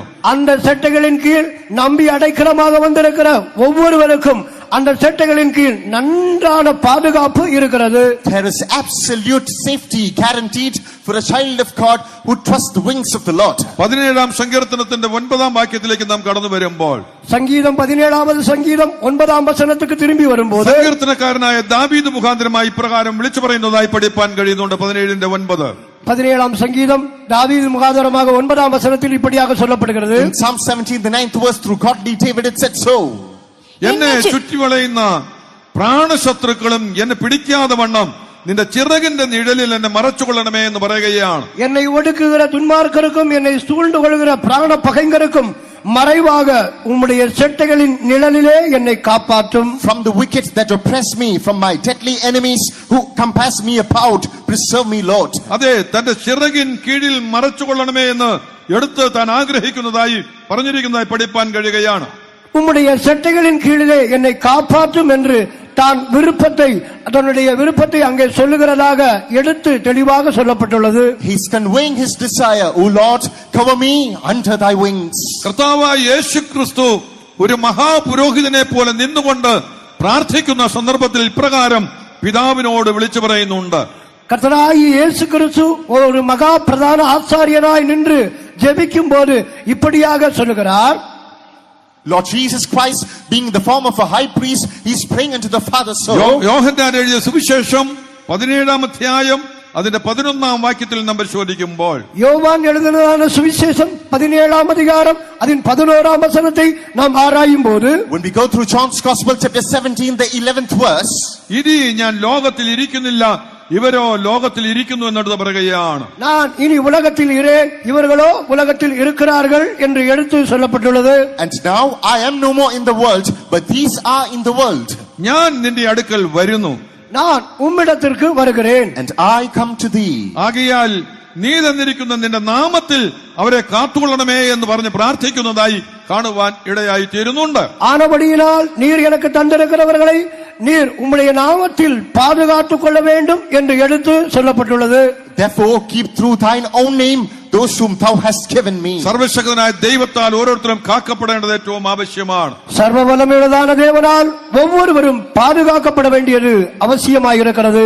Each of us should be guarded by the Almighty God. സങ്കീർത്തന പുസ്തകത്തിലേക്ക് നാം കടന്നു വരുമ്പോൾ, சங்கீத புஸ்தகத்துக்கு நாம் திரும்பி வரும்போது, When we turn to the pages of Psalm, പകൽ സൂര്യനെങ്കിലും രാത്രി ചന്ദ്രനെങ്കിലും ബാധിക്കാതെ വണ്ണം ഒരു ദോഷവും തട്ടാതെ വണ്ണം സൂക്ഷിക്കുന്ന ഒരു ദൈവത്തെ നമുക്ക് കാണുവാനിടയായി തീരുന്നുണ്ട്. பகலிலே வெயிலாகிலும் இரவிலே நிலவாகிலும் சேதப்படுத்தாத ஒரு தேவனை நாம் அங்கே பார்க்கிறோம். we come across a God who is preserving his people from the sun in the day and the moon at the hours of night. തെസ്സലോനിക്കർക്ക് എഴുതിയ 2-ാം ലേഖനം 3-ാം അധ്യായത്തിന്റെ 3-ാം വാക്യത്തിൽ പരിശോധിക്കുമ്പോൾ, 2 தெசலோனிக்கேயர் 3-ஆம் அதிகாரம் 3-ஆம் வசனத்தை நாம் ஆராயும் போது, In 2 Thessalonians chapter 3 verse 3, കർത്താവോ വിശ്വസ്തൻ, கர்த்தரோ உண்மையுள்ளவர், the Lord is faithful. അവൻ നിങ്ങളെ ഉറപ്പിച്ച് ദുഷ്ടന്റെ കയ്യിൽ അകപ്പെടാതെ വണ്ണം കാത്തുകൊള്ളുന്ന ദൈവമാണ്. அவர் உங்களை ஸ்திரப்படுத்தி தீமை நின்று விலக்கி காத்துக்கொள்ளுவார். He shall establish you and keep you from evil. അതെ, ദുഷ്ടന്റെ കയ്യിൽ അകപ്പെടാതെ വണ്ണം സൂക്ഷിക്കുന്ന ഒരു ദൈവം നമ്മുടെ കൂടെ ഉണ്ട്. ஆம், துன்மார்க்குடைய கையில் அகப்படாதபடி பாதுகாக்கிற ஒரு ஆண்டவர் நமக்கு இருக்கிறார். Yes, we do have a God who guards us from being trapped in the hands of the wicked. ഒരിക്കൽ ഒരാൾ കണ്ടതായ ഒരു ദർശനത്തെ കുറിച്ച് ഇപ്രകാരം കേൾക്കുവാനിടയായി തീർന്നിട്ടുണ്ട്. ஒரு முறை ஒருவர் கண்டதான தரிசனத்தை குறித்து இப்படியாக கேட்க நேர்ந்தது. Once I heard about a vision that a person saw. ഇങ്ങനെ ഇടുക്കവും ഞെരുക്കവും മുള്ളുകളും കല്ലുകളും നിറഞ്ഞതായ ഒരു പാതയിലൂടെ ഒരു മനുഷ്യൻ നടന്നു പോകുന്നു. இப்படியாக இடுக்கவும் நெருக்கவும் முள்ளுகளும் கல்லுகளும் நிறைந்ததான ஒரு பாதையில் நடந்து செல்லுகிற ஒரு நபரை குறித்து பார்க்கிறோம். A person was treading through a narrow and straight path filled with stones and thorns. താൻ നടന്നു പോയതായ പാതയിൽ തന്റെ കാലടികൾ വ്യക്തമായിട്ട് അവിടെ ഇങ്ങനെ പതിഞ്ഞു കിടപ്പുണ്ട്. அவர் சென்றதான அவருடைய கால் அடிகள் கால் பாதங்கள் அது திட்டம் தெளிவமாக அங்கங்கே பதிக்கப்பட்டிருக்கிறது. His footsteps are stamped on the way that he trod. താൻ ശ്രദ്ധിച്ചു നോക്കിയപ്പോൾ തന്റെ കാൽച്ചുവടുകളോട് കൂടെ മറ്റൊരാളുടെ കാൽച്ചുവടുകളും കാണുവാൻ കഴിയുന്നു. தான் உற்று நோக்கி கவனித்த போது தன்னுடைய கால் பாதங்களோடு வேறு கால் பாதங்களில் அங்கே பார்த்தார். He carefully observed and what he saw was another footsteps adjacent to his. എന്നാൽ കഷ്ടതകൾ നിറഞ്ഞതായ മുള്ളുകളും മറ്റ് പല പ്രതികൂലങ്ങൾ നിറഞ്ഞതുമായ സ്ഥലങ്ങളിൽ വരുമ്പോൾ ഒരാളുടെ കാൽച്ചുവട് മാത്രമേ കാണുന്നുള്ളൂ, മറ്റൊരാളിന്റെ കാണുന്നില്ല. ஆனால் அவர் செல்கிறதான பாதையில் கஷ்டங்களும் நெருக்கங்களும் பாதகமற்றதான சாதகமற்றதான சூழல்கள் வரும்போது ஒரே ஒரு கால்பாதங்கள் மட்டுமே காணப்படுகிறது, மற்ற கால்பாதங்களை அவரால் பார்க்க இயலவில்லை. But when he arrived in the areas filled with pain and toil, he can see just one footstep, the other one is missing now. ഇങ്ങനെ വന്നപ്പോൾ ഈ കാഴ്ച അല്ലെങ്കിൽ ഈ ഭാഗം കാണിച്ചു കൊടുത്തതായ ദൂതനോട് തിരിച്ചു ചോദിക്കുവാൻ ഇടയായി തീർന്നു. കഷ്ടങ്ങളും ഞെരുക്കങ്ങളും വന്നതായ പാതകളിൽ അത് ഒരാളുടെ കാൽച്ചുവടുകൾ കാണുന്നില്ല, അയാൾ എവിടെ പോയി എന്നൊരു ചോദ്യം ചോദിക്കുകയുണ്ടായി. இப்படியாக போகும்போது தனக்கு இந்த பாதையை காட்டிக் கொடுத்த தூதனோடு அவர் கஷ்டங்களும் நெருக்கங்களும் வந்ததான பாதையில் அந்த ஒரு கால் பாதங்கள் மட்டுமே காணப்படுகிறது, என்னோடு முன்பு கூட வந்ததான அந்த கால் பாதங்கள் எங்கே போய்விட்டது என்று கேள்வி கேட்டார். On observing the same unto the angel who showed him this vision, now he is posing a question. In these areas filled with trials and sufferings, one footstep is missing. Where is that person who accompanied me? ഒന്ന്, നീ നടന്നു വന്നതായ കാൽച്ചുവടുകൾ. முதலாவது நீ நடந்ததான கால் பாதங்கள் அடிகள். The first one is the footsteps that you trod. രണ്ടാമത് നിന്നോടുകൂടെ ഉണ്ടായിരുന്ന സർവശക്തനായ ദൈവത്തിന്റെ കാൽച്ചുവടുകൾ. இரண்டாவதாக உன்னோடு கூட இருந்ததான சர்வ வல்லமையுள்ளதான தேவனுடைய கால்பாதங்கள். And the second one is the footsteps of the Lord who accompanied you. പ്രതികൂലങ്ങളും പരീക്ഷകളും നിറഞ്ഞതായ ഭാഗങ്ങളിൽ വന്നപ്പോൾ നീ സർവശക്തനായ ദൈവത്തിന്റെ കരത്തിലായിരുന്നു. അതുകൊണ്ടാണ് നിന്റെ കാൽച്ചുവട് ഒരാളുടെ കാൽച്ചുവടുകൾ കാണുന്നത്, മറ്റൊരാളുടെ കാൽച്ചുവടുകൾ കാണാതെ പോയത്. சோதனைகளும் பரீட்சைகளும் வந்ததான நேரத்தில் நீ அல்ல உன்னோடு கூட அந்த சர்வ வல்லமையுள்ளதான தேவனுடைய கால்பாதங்களே காணப்பட்டது. 2 நபர் அல்ல, ஒரு நபருடைய கால்பாதங்களே காணப்பட்டது. In the faces of that areas of trials and tribulations, you're seeing just one footstep, because in that moment the Lord God was bearing you in his arms. അതെ, ഹല്ലേലൂയ. ஹல்லேலூயா. അതെ, അന്ത്യകാലയളവിൽ എത്തിച്ചേർന്നിരിക്കുന്ന പ്രിയ ദൈവത്തിന്റെ ജനമേ, கடைசி காலத்தில் நாம் வந்திருக்கிறதான அருமையான தேவ பிள்ளைகளே, Dear people of God who have entered the twilight of time, ഒരു ദോഷവും തട്ടാതെ വണ്ണം തന്റെ കൈകളിൽ നിന്ന് വഹിക്കുന്ന സർവശക്തനായ ഒരു ദൈവം നമുക്ക് മുൻപിലുണ്ട്.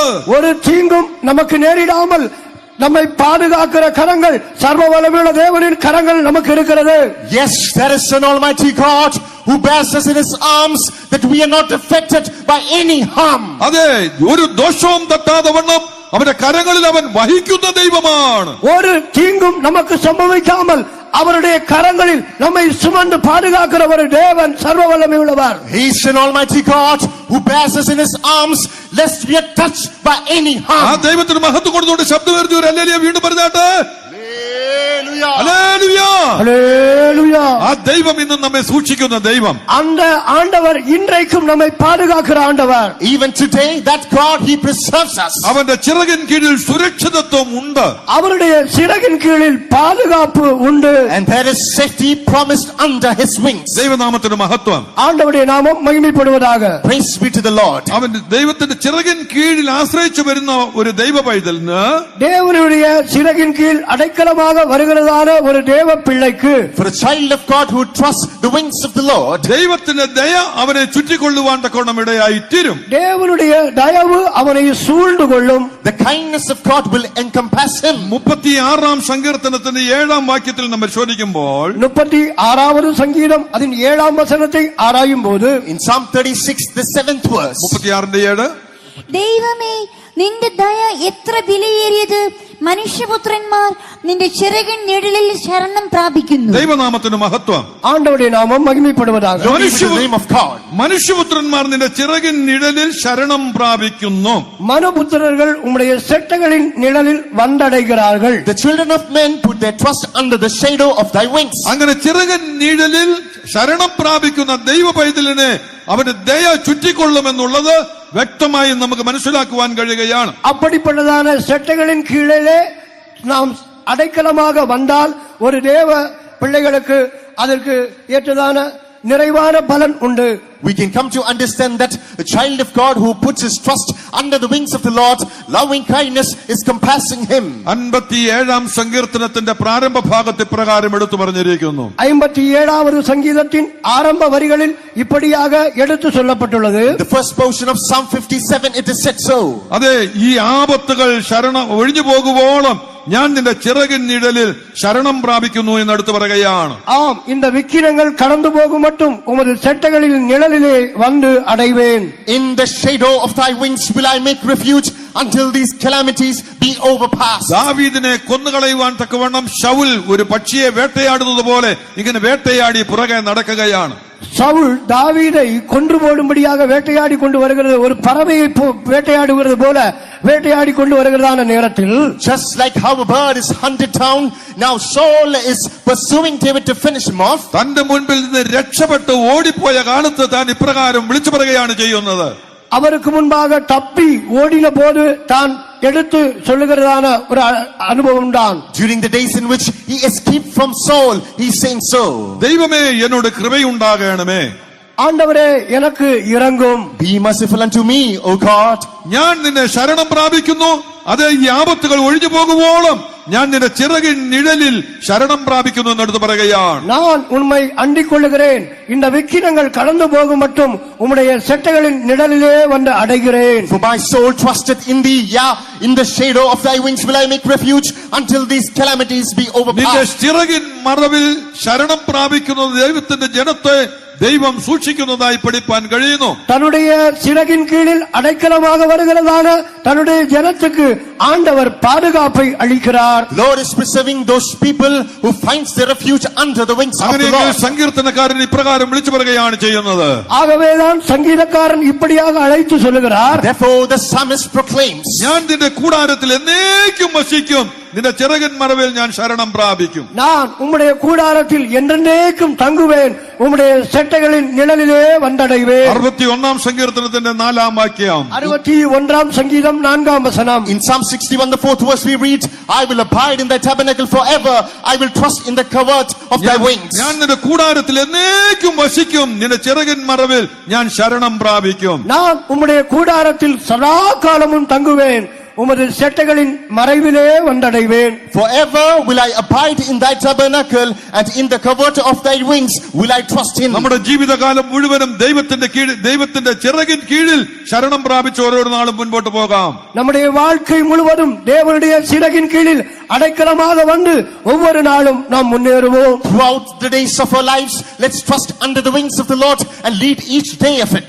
അങ്ങനെ തന്റെ ചിറകിൻ കീഴിൽ ആശ്രയിച്ചു വരുന്നതായ ഒരു ദൈവ പൈതലിനെ, அப்படி தேவனுடைய செட்டைகளின் கீழ் அடைக்கலமாக வருகிறதான ஒரு தேவ பிள்ளைக்கு, Thus for a child of God who seeks refuge under the wings of the Lord, നാശകരമായ മഹാമാരിയിൽ നിന്നും വേട്ടക്കാരന്റെ കടിയിൽ നിന്നും അവൻ വിടുവിച്ച് ചിറകിൽ അവന്റെ തൂവലുകൾ കൊണ്ട് മറയ്ക്കുന്നതായി പഠിപ്പാൻ കഴിയുന്നുണ്ട്. அப்படிப்பட்டதான வேடனுடைய கண்ணிக்கும் பாழாக்கும் கொள்ளை நோய்க்கும் அவர் தப்புவித்து அவருடைய சிறகுகளாலே மூடுவார், அவருடைய செட்டைகளினாலே அடைக்கலம் புகப்படுவோம். from the destruction of the pestilence, from the fowler, his wings are covering and preserving. അങ്ങനെ ദൈവത്താൽ സുരക്ഷിതത്വമുള്ള സ്ഥാനത്ത് വസിച്ചുകൊണ്ട് തന്റെ വരവിനെ ബന്ധപ്പെടുത്തി ഒരുങ്ങുവാൻ ഓരോരുത്തരും ആഗ്രഹിച്ച് മുൻപോട്ട് പോകുന്നവരായി തീരാം. ஒவ்வொருவரும் அப்படிப்பட்டதான செட்டைகளின் கீழ் அடைக்கலமாக பாதுகாப்பில் வந்து கொண்டு அவருடைய வருகைக்காக ஒவ்வொரு நாளும் ஆயத்தப்படுவோமாக. Thus all of us can desire to be brought under his wings and each day to prepare for the coming of the Lord. അവന്റെ ചിറകിൻ കീഴിൽ ആശ്രയിച്ച് വന്നിരിക്കുന്ന നിനക്ക് അവൻ പൂർണ്ണ പ്രതിഫലം നൽകുമാറാകട്ടെ. அவருடைய செட்டைகளின் கீழ் அடைக்கலமாக ஓடி வந்த உனக்கு நிறைவான பலன் கிடைப்பதாக. The Lord will recompense thy work, a full reward be given unto you, you who have come seeking the wings of the Lord. അവന്റെ ചിറകിൻ കീഴിൽ എന്തുണ്ട്? அவருடைய செட்டைகளின் கீழ் என்ன இருக்கிறது? What do we find under his അവന്റെ wings? ചിറകിൻ കീഴിൽ നല്ല സുരക്ഷിതത്വമുണ്ട്. அவருடைய செட்டைகளின் கீழ் நன்றான பாதுகாப்பு உள்ளது. Absolute safety is guarded under his wings. അവന്റെ ചിറകിൻ കീഴിൽ ആശ്രയിച്ചു വരുന്നത് ദൈവ പൈതലിനെ ദൈവത്തിന്റെ ദയ ചുറ്റിക്കൊള്ളുന്നതായി പഠിപ്പാൻ കഴിയുന്നു. அவருடைய செட்டைகளின் கீழ் அடைக்கலமாக ஓடி வருகிறதான தேவ பிள்ளைக்கு அங்கே அவருடைய செட்டைகளின் கீழ் தயவு அவரை சுற்றிக் கொள்ளும். The loving kindness of God is encompassing a child of God who seeks refuge under his അവന്റെ wings. ചിറകിൻ കീഴിൽ എന്തുണ്ട്? அவருடைய செட்டைகளின் கீழ் என்ன இருக்கிறது? Again, what is there under his wings? അവന്റെ ചിറകിൻ കീഴിൽ നിത്യാനന്ദമുള്ളതായി പഠിപ്പാൻ കഴിയുന്നു. அவருடைய செட்டைகளின் கீழ் நித்திய பேரின்பம் உள்ளது. Eternal joy is found under his wings. 63 സങ്കീർത്തനത്തിന്റെ 7-ാം വാക്യത്തിൽ പരിശോധിക്കുമ്പോൾ 63 சங்கீதம் 7ஆம் வசனத்தை ஆராயும் போது, in Psalm 63 verse 7, നിന്റെ ചിറകിൻ നിഴലിൽ ഞാൻ ഘോഷിച്ച് ആനന്ദിക്കുന്നു എന്നെടുത്ത് പറയുകയാണ്. உம்முடைய செட்டைகளின் நிழலிலே நான் களி கூறுகிறேன் என்று எழுத்து சொல்லப்பட்டுள்ளது. in the shadow of thy wings will I rejoice. അങ്ങനെയെങ്കിൽ തന്റെ ചിറകിൻ കീഴിൽ ഉല്ലാസഘോഷമുള്ളതായി ആനന്ദമുള്ളതായി പഠിപ്പാൻ കഴിയുകയാണ്. அப்படியானால் அவர் செட்டைகளின் கீழ் களி கூறுதல், ஆனந்த நித்திய பேரின்பம் உள்ளதை நாம் பார்க்கலாம். If so, there is exaltation and exhilaration under his wings. അതുമാത്രമല്ല, அது மட்டுமல்ல, Moreover, തന്റെ ചിറകിൻ കീഴിൽ ആശ്രയിച്ചു വരുന്ന ഒരു ദൈവ പൈതലിന് രോഗോപശാന്തിയും ആസ്വദിക്കുവാൻ തക്കവണ്ണം ഇടയായിത്തീരും. அவருடைய செட்டைகளின் கீழ் அடைக்கலமாக வருகிறதான ஒவ்வொரு தேவ பிள்ளைக்கும் அங்கு அவருடைய ஆரோக்கியம் அங்கே உண்டாகும். a child of God who seeks refuge under the wings of the Lord can find healing there. Malachi പ്രവചനം 4-ാം അധ്യായത്തിന്റെ 2-ാം വാക്യത്തിൽ അപ്രകാരം എടുത്തു പറയുന്നു. மல்கியா தீர்க்கதரிசன புத்தகம் 4ஆம் அதிகாரம் 2ஆம் வசனத்தில் அப்படியாக எடுத்து சொல்லப்படுகிறது. Malachi chapter 4 the 2nd verse speaks about the same. എന്റെ നാമത്തെ ഭയപ്പെടുന്ന നിങ്ങൾക്കോ, என் நாமத்தை பயப்படுகிற உங்களுக்கு, Unto you that fear my name, നീതി സൂര്യൻ തന്റെ ചിറകിൻ കീഴിൽ രോഗോപശാന്തിയോടുകൂടെ ഉദിക്കും. நீதியின் சூரியன் அதன் செட்டைகளின் கீழ் ஆரோக்கியம் உண்டாயிருக்கும். The sun of righteousness arise with healing in his wings. സർവശക്തനായ ദൈവമാണ് നമ്മെ സൗഖ്യമാക്കുന്നത്. சர்வ வல்லமையுள்ளதான தேவன் தாம் நம்மை சுகமாக்குகிறார். The Almighty God alone heals us. ഏതെങ്കിലും ഇടങ്ങളിൽ പോയി ആരെ കൊണ്ടെങ്കിലും എന്തെങ്കിലും ചെയ്യിപ്പിച്ച് കാര്യങ്ങൾ നടത്തിയാൽ അത് ദൈവീക രോഗശാന്തി എന്ന് പറയാൻ പറ്റുന്നതല്ല. யாரையாவது கொண்டு ஏதாவது இடத்துக்கு சென்று ஏதாவது காரியத்தை நாம் நிகழ்த்தினோமானால் அதன் பெயர் தெய்வீக சுகம் என்று பொருள்படாது. If you visit any place and seek any method of cure, that cannot be termed as divine healing. ഒരു കഷ്ടം ജീവിതത്തിൽ വരുമ്പോൾ ദൈവത്തോട് ചേർന്ന് പ്രാർത്ഥിച്ച് ദൈവത്തിൽ നിന്നൊരു വിടുതൽ പ്രാപിക്കുന്നതിനാൽ അതെ അതിനാണ് ദൈവിക രോഗശാന്തി എന്ന് പറയുവാൻ ഇടയായി തീരുന്നത്. ஒரு துன்பம் வரும்போது நாம் ஜெபித்து தேவ சமூகத்தில் சென்று அதிலிருந்து ஒரு விடுதலையை பெற்று சுகத்தை பெறுவதுதான் தெய்வீக சுகம் என்று அழைக்கப்படுகிறது. When sufferings arise in our lives, we clinging on to God, we praying in the presence of God and obtaining healing from the Lord can be called as divine healing. എത്ര വലിയ ഹോസ്പിറ്റലുകൾ പണിതുയർത്തിയിരുന്നാലും ആ പണിയുന്നതായ ഹോസ്പിറ്റലിനോട് ചേർന്ന് ഒരു മോർച്ചറിയും ആ മോർച്ചറിയോട് ചേർന്ന് ഒരു ആംബുലൻസും കാണും. எவ்வளவு பெரிதான மிகப்பெரிய மருத்துவமனைகள் கட்டியிருந்தாலும் அந்த மருத்துவமனைக்கு அருகாமையில் தானே ஒரு பிணவரையும் அதோடு கூட அவசர ஊர்தியும் வைத்திருக்கப்படுகிறது. Even though mega hospitals are built, there is a mortuary built along with the hospital. Along with the mortuary you can find an ambulance. എന്തിനാണ് ഒരു ആംബുലൻസും അതോട് ചേർന്ന് ഒരു മോർച്ചറിയും പണിത് വെച്ചിരിക്കുന്നത്? எதற்காக ஒரு பிணவரையும் அதோடு சேர்ந்து ஒரு அவசர ஊர்தியும் வைக்கப்பட்டிருக்கிறது? Why is an ambulance and a mortuary added? ഇവിടെ വരുന്ന എല്ലാവരും ഒന്നും രക്ഷപ്പെടാൻ പോകുന്നില്ലെന്ന്. இங்கே வருகிற அனைவரும் ஒன்று பாதுகாக்கப்பட முடியாது. They show that not all people who visit here are going to be cured. എല്ലാവരെയും ഇത് പൂർണ്ണമായിട്ടും ഇതുകൊണ്ട് അല്ലെങ്കിൽ ഈ ഹോസ്പിറ്റലിൽ നിന്ന് വരുന്ന എല്ലാവരെയും ഒരുപോലെ വിടുവിക്കാൻ കഴിയുന്നതല്ല. இந்த மருத்துவமனையில் இருந்தோ இங்கே இருக்கிற மருந்துகளாலோ அனைவரையும் சுகமாக்கவோ விடுவிக்கவோ முடியாது. Through the equipments and the medicines provided over here, not all can be healed. ചിലപ്പോൾ മരണവും സംഭവിച്ചെന്ന് വന്നേക്കാം. சில வேளையில் மரணமும் நிகழும். Death may also befall. മൗനമായി അവർ സമ്മതിക്കുകയാണ് ചെയ്യുന്നത്.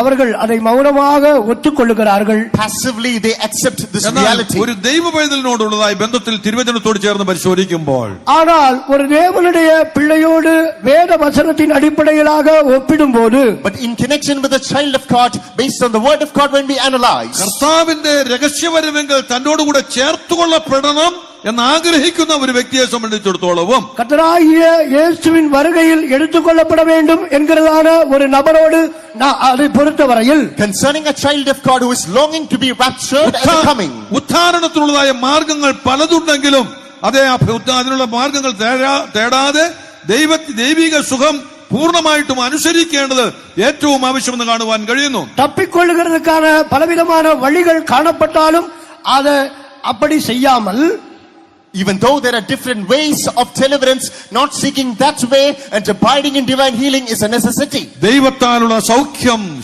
രോഗസൗഖ്യം പ്രാപിക്കേണ്ടത് ഏറ്റവും ആവശ്യമാണ്. தேவனால் உள்ளதான தெய்வீக சுகத்தை பெற்றுக்கொள்வது ഇൻറിയமையாதது. It is necessary to obtain divine healing from the Lord. അതെ, സഭാപ്രസംഗിയുടെ പുസ്തകം 8-ാം അധ്യായത്തിന്റെ 8-ാം വാക്യത്തിൽ വായിക്കുമ്പോൾ, பிரசங்கியின் புஸ்தகம் 8-ாம் அதிகாரத்தின் 8-ாம் வசனத்தை வாசிக்கும்போது, in Ecclesiastes chapter 8, the 8th verse, ആത്മാവിനെ തടുപ്പാൻ ആത്മാവിന്മേൽ അധികാരമുള്ള ഒരു മനുഷ്യനുമില്ല, മരണ ദിവസത്തിന്മേൽ അധികാരമുള്ളവനുമില്ല എന്നെടുത്തു പറഞ്ഞിരിക്കുന്നതായി കാണുന്നുണ്ട്. ஆவியை விடாதிருக்கிறதுக்கு ஆவியின் மேல் ஒரு மனுஷனுக்கும் அதிகாரம் இல்லை, மரண நாளின் மேலும் அவனுக்கு அதிகாரம் இல்லை என்று எடுத்து சொல்லப்பட்டுள்ளது. There is no man that had power over the spirit to retain the spirit, neither had he the power in the day of death. വിവരിക്കുവാൻ വളരെ ഉണ്ടെങ്കിലും ഞാൻ ചുരുക്കമായിട്ട് ഇങ്ങനെ പറഞ്ഞ് അവസാനിപ്പിക്കും. വിവരமாக சொல்லும்படியாக அதிகம் உண்டானாலும் சுருக்கமாக சொல்லுகிறேன். സർവശക്തനായ ദൈവത്തെ തേടി ദൈവത്തിന്റെ ആലോചന അനുസരിച്ച് മുൻപോട്ട് പോകുന്ന ഒരു ദൈവ പൈതലിനെ സർവശക്തനായ ദൈവം കാത്തുകൊള്ളും. சர்வபலமுள்ளதான தேவனை தேடி அவருடைய ஆலோசனையின்படி நடக்கிறதான ஒரு தேவனுடைய பிள்ளையை ஆண்டவர் பாதுகாப்பார். A child of God who seeks the Lord and who is led by the counsel of the Lord, the Almighty God himself will preserve him. ആരംഭത്തിൽ തന്നെ അവന്റെ അവസാനവും അത് രേഖപ്പെടുത്തപ്പെട്ടിരിക്കുന്നതായിട്ട് തിരുവചനം നമ്മെ പഠിപ്പിക്കുകയാണ്. ஆரம்பத்தை பார்க்கிறோம், அவருடைய இறுதி நிலவரமும் வேதாகமத்தில் சொல்லப்பட்டுள்ளதை நாம் வேதாகமத்தில் அறியலாம். Right when he is born, his manner of death is also recorded, says the word of God. ആകയാൽ നീതി സൂര്യൻ രോഗാപശാന്തിയോടുകൂടെ ഉദിക്കുമെന്ന് പറയുകയാണ്. ஆகவே நீதி சூரியன் ஆரோக்கியத்தின் செட்டைகளோடு அவர் உதிப்பார் என்று சொல்லப்படுகிறது. Therefore the son of righteousness shall rise with healing under his wings. അത് എവിടെയുണ്ടോ എവിടെ തന്റെ ചിറകിൻ കീഴിൽ ആശ്രയിച്ചു വരുന്ന ഒരുവന് സർവശക്തനായ ദൈവം തന്നെ സൗഖ്യമാക്കുന്നതായി പഠിപ്പാൻ കഴിയുന്നു. தன்னுடைய செட்டைகளின் கீழ் நம்பிக்கையோடு அடைக்கலமாக வருகிற ஒவ்வொருவருக்கும் சர்வ வல்லமையுள்ளதான தேவன் தானே சுகத்தை அளிக்கிறார். A person who seeks refuge and puts hope under the wings of the Lord, the Almighty God himself, is a great shield. മാത്രമല്ല കർത്താവിന്റെ വരവിനെയും കൂടെ ഇത് വിളിച്ചറിയിക്കുന്നതായി കാണുവാൻ കഴിയുന്നുണ്ട്. அது மட்டுமல்ல, இது கர்த்தராகிய ஆண்டவருடைய வருகையும் கூட அழைத்து சொல்லுகிறது. Moreover, this also heralds the coming of the Lord. ദൈവത്തിന് സ്തോത്രം. ஆண்டவருக்கு மகிமை உண்டாகட்டும். Praise be to the Lord. Mathai എഴുതിയ സുവിശേഷം 23-ാം അധ്യായത്തിന്റെ 37-ാം വാക്യം കൂടെ പറഞ്ഞ് ഞാൻ അവസാനിപ്പിക്കട്ടെ. மத்தேயு எழுதின சுவிசேஷம் 23-ஆம் அதிகாரம் 37-ஆம் வசனத்தையும் கூட சொல்லி நிறைவுபடுத்துகிறேன். Let me put the period to my words by reading from Matthew chapter 23 verse 27. കോഴി തന്റെ കുഞ്ഞുങ്ങളെ ചിറകിൻ കീഴിൽ ചേർക്കും പോലെ നിന്റെ മക്കളെ ചേർത്തുകൊള്ളുവാൻ സർവശക്തനായ ദൈവം മനസ്സുള്ളവനായിരിക്കുന്നു. கோழி தன் குஞ்சுகளை கூட்டி சேர்ப்பது போல சர்வ வல்லமையுள்ளதான தேவன் அவர்களை கூட்டி சேர்க்க மனதுள்ளவராய் இருந்தார். Verse number 37 says that the Almighty God is willing to gather his children just like how the chickens are being gathered under the wings. അതേ, തന്റെ ചിറകിൻ കീഴിൽ സർവശക്തനായ ദൈവം നമ്മെ ഓരോരുത്തരെയും കൂട്ടിച്ചേർത്ത് നമുക്ക് വേണ്ടി ഒരുക്കുന്നതായ പുതിയ യെരുശലേമിന്റെയും ഷീയോന്റെയും അവകാശികളാക്കി തീർക്കുവാൻ സർവശക്തനായ ദൈവം പ്രസാദിച്ചിരിക്കുന്നു. சர்வ வல்லமையுள்ளதான தேவன் ஒரு குஞ்சுகளை கூடி சேர்ப்பது போல தன் செட்டைகளின் கீழே உங்களை சேர்த்து அவருடைய வருகைக்காக ஆயத்தப்படுத்தும்படியாக புதிய எருசலேமுக்காக சீயோனுக்காக அவருடைய செட்டைகளின் கீழ் அடைக்கலமாக வந்தவர்களை ஆயத்தப்படுத்திக் கொண்டே இருக்கிறார். Just like how the hen is gathering all the little chickens under her wings, so is the Almighty God interested to gather all the people of God under his wings and make them worthy to inherit the heavenly kingdom, Zion and Jerusalem. അതെ, നമ്മുടെ കർത്താവിന്റെ വരവ് സമീപമായിരിക്കുന്നു. ஆம், நம்முடைய கர்த்தருடைய வருகை மிகவும் சமீபமாய் இருக்கிறது. Indeed, the coming of the Lord is very nigh. യഹോവ സിയോനെ പണിയുകയും തന്റെ മഹത്വത്തിൽ പ്രത്യക്ഷനാകുകയും ചെയ്യും. கர்த்தர் சீயோனை கட்டி தமது மகிமையில் வெளிப்படுவார். The Lord shall build up Zion and he shall appear in his സിയോനെ glory. മാത്രമല്ല യെരുശലേമിനെയും പണിതുകൊണ്ടിരിക്കുന്നു. அவர் சீயோனை மட்டுமல்ல எருசலேமையும் கட்டிக் கொண்டிருக்கிறார். Not just Zion, even Jerusalem is built. സിയോനും യെരുശലേമുമാകുന്ന മനോഹര നഗരത്തിന്റെ പണി പൂർത്തീകരിപ്പാൻ സമയമായിരിക്കുന്നു. சீயோனும் எருசலேமுமான இன்பமும் அழகுமான அந்த நகரம் கட்டி நிறைவடைய போகிறது. It's time for the work of those gorgeous cities, Zion and Jerusalem, to be completed. അതിന്റെ പണി പൂർത്തീകരിച്ചിട്ട് താനിരിക്കുന്ന ഇടത്ത് നമ്മെ ഇരുത്തേണ്ടതിന് அந்த வேலை நிறைவடைந்த பின்பு தம்மோடு கூட நம்மை அவர் இருக்கும்படியாக செய்வார். Once the work is done, to make us sit where he is. കൂലിയും പ്രതിഫലവുമായ കർത്താവിനെ വെളിപ്പെടാൻ പോകുന്ന കർത്താവിനെ എതിരേൽക്കുവാൻ പ്രാപ്തരായി തീരേണ്ടതിന് அவரோடு கூட அவர்களும் பிரதிபலனையும் அவரோடு கூட கர்த்தரை அப்படி எதிர்கொள்ளும்படியாக To receive the very Lord who is coming with the wages and the reward. ഇസ്രായേലിന്റെ ദൈവമായ യഹോവയുടെ ചിറകിൻ കീഴിൽ ആശ്രയിച്ചുകൊണ്ട് இஸ்ரவேலின் தேவனாகிய அவருடைய செட்டைகளின் கீழ் நம்பிக்கையோடு அடைக்கலமாக வரும்போது Trusting under the wings of the Almighty God of Israel. ഒരു വിശുദ്ധ ജീവിതം നയിച്ച് തന്റെ വരവിനെ ബന്ധപ്പെടുത്തി ഒരുങ്ങി കാത്തിരിക്കുവാൻ സർവശക്തനായ ദൈവം നമുക്കിടയാക്കി ஒரு തീർക്കുമാറാകട്ടെ. பரிசுத்தமான வாழ்க்கை வாழ்ந்து அதற்கேற்றதான ஜீவிதம் செய்யும்படியாக சர்வ வல்லமையுள்ள தேவன் தாமே நமக்கு உதவி செய்வாராக. To lead a holy life and to tarry for his coming, may the Almighty God himself cause us. നമുക്ക് എല്ലാവർക്കും ഒരു നിമിഷം മുഴങ്കാലുകളിൽ ഇരിക്കാം. நாம் அனைவரும் ஒரு நிமிடம் முழங்காலின் மேல் இருப்போம். Shall we all kneel down for a moment? കേട്ട വചനത്തിന്റെ മുൻപാകെ നമുക്ക് നമ്മെ തന്നെ ഒരു നിമിഷം ശോധന ചെയ്യാം. கேட்டதான வசனங்களுக்கு முன்பாக நம்மை நாமே ஒரு முறை ஆராய்வோம். Before the words we heard, shall we examine ourselves? ദൈവ സാന്നിധ്യം വിട്ട് നീ അകന്നു പോയിട്ടുണ്ടെങ്കിൽ മടങ്ങി വരവിന്റെ ഒരു പകൽക്കാലമായി തീരട്ടെ. தேவ சமூகத்தை விட்டு நீ ஒருவேளை பிரிந்து சென்றிருந்தால் திரும்பி வர வேண்டியதான ஒரு பகல் காலமாய் மாறட்டும். If you've gone away from the presence of God, let this morning be the time of your return. മടങ്ങി വന്നാൽ നിന്നെ കൈക്കൊള്ളുന്ന സർവശക്തനായ ഒരു ദൈവം നമുക്ക് മുൻപിലുണ്ട്.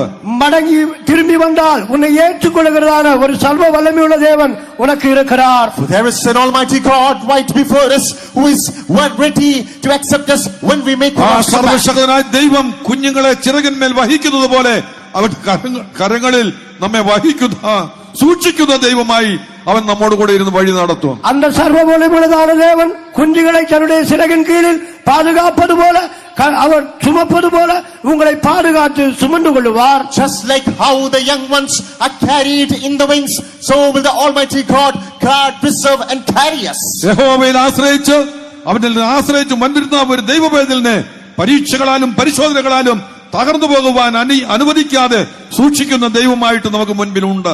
ஆண்டவரை நம்பி அடைக்கலமாக வந்ததான ஒருவருக்கு பரிசோதனைகள் போராட்டங்கள் மத்தியிலே அவரை அப்படி கைவிடுவதான அப்படிப்பட்ட தேவன் அல்ல, அவர்களை பாதுகாக்கிற சர்வ வல்லமையுள்ள தேவனாகவே அவர் காணப்படுகிறார். A child of God who puts his trust in the wings, a child of God who seeks refuge under the wings.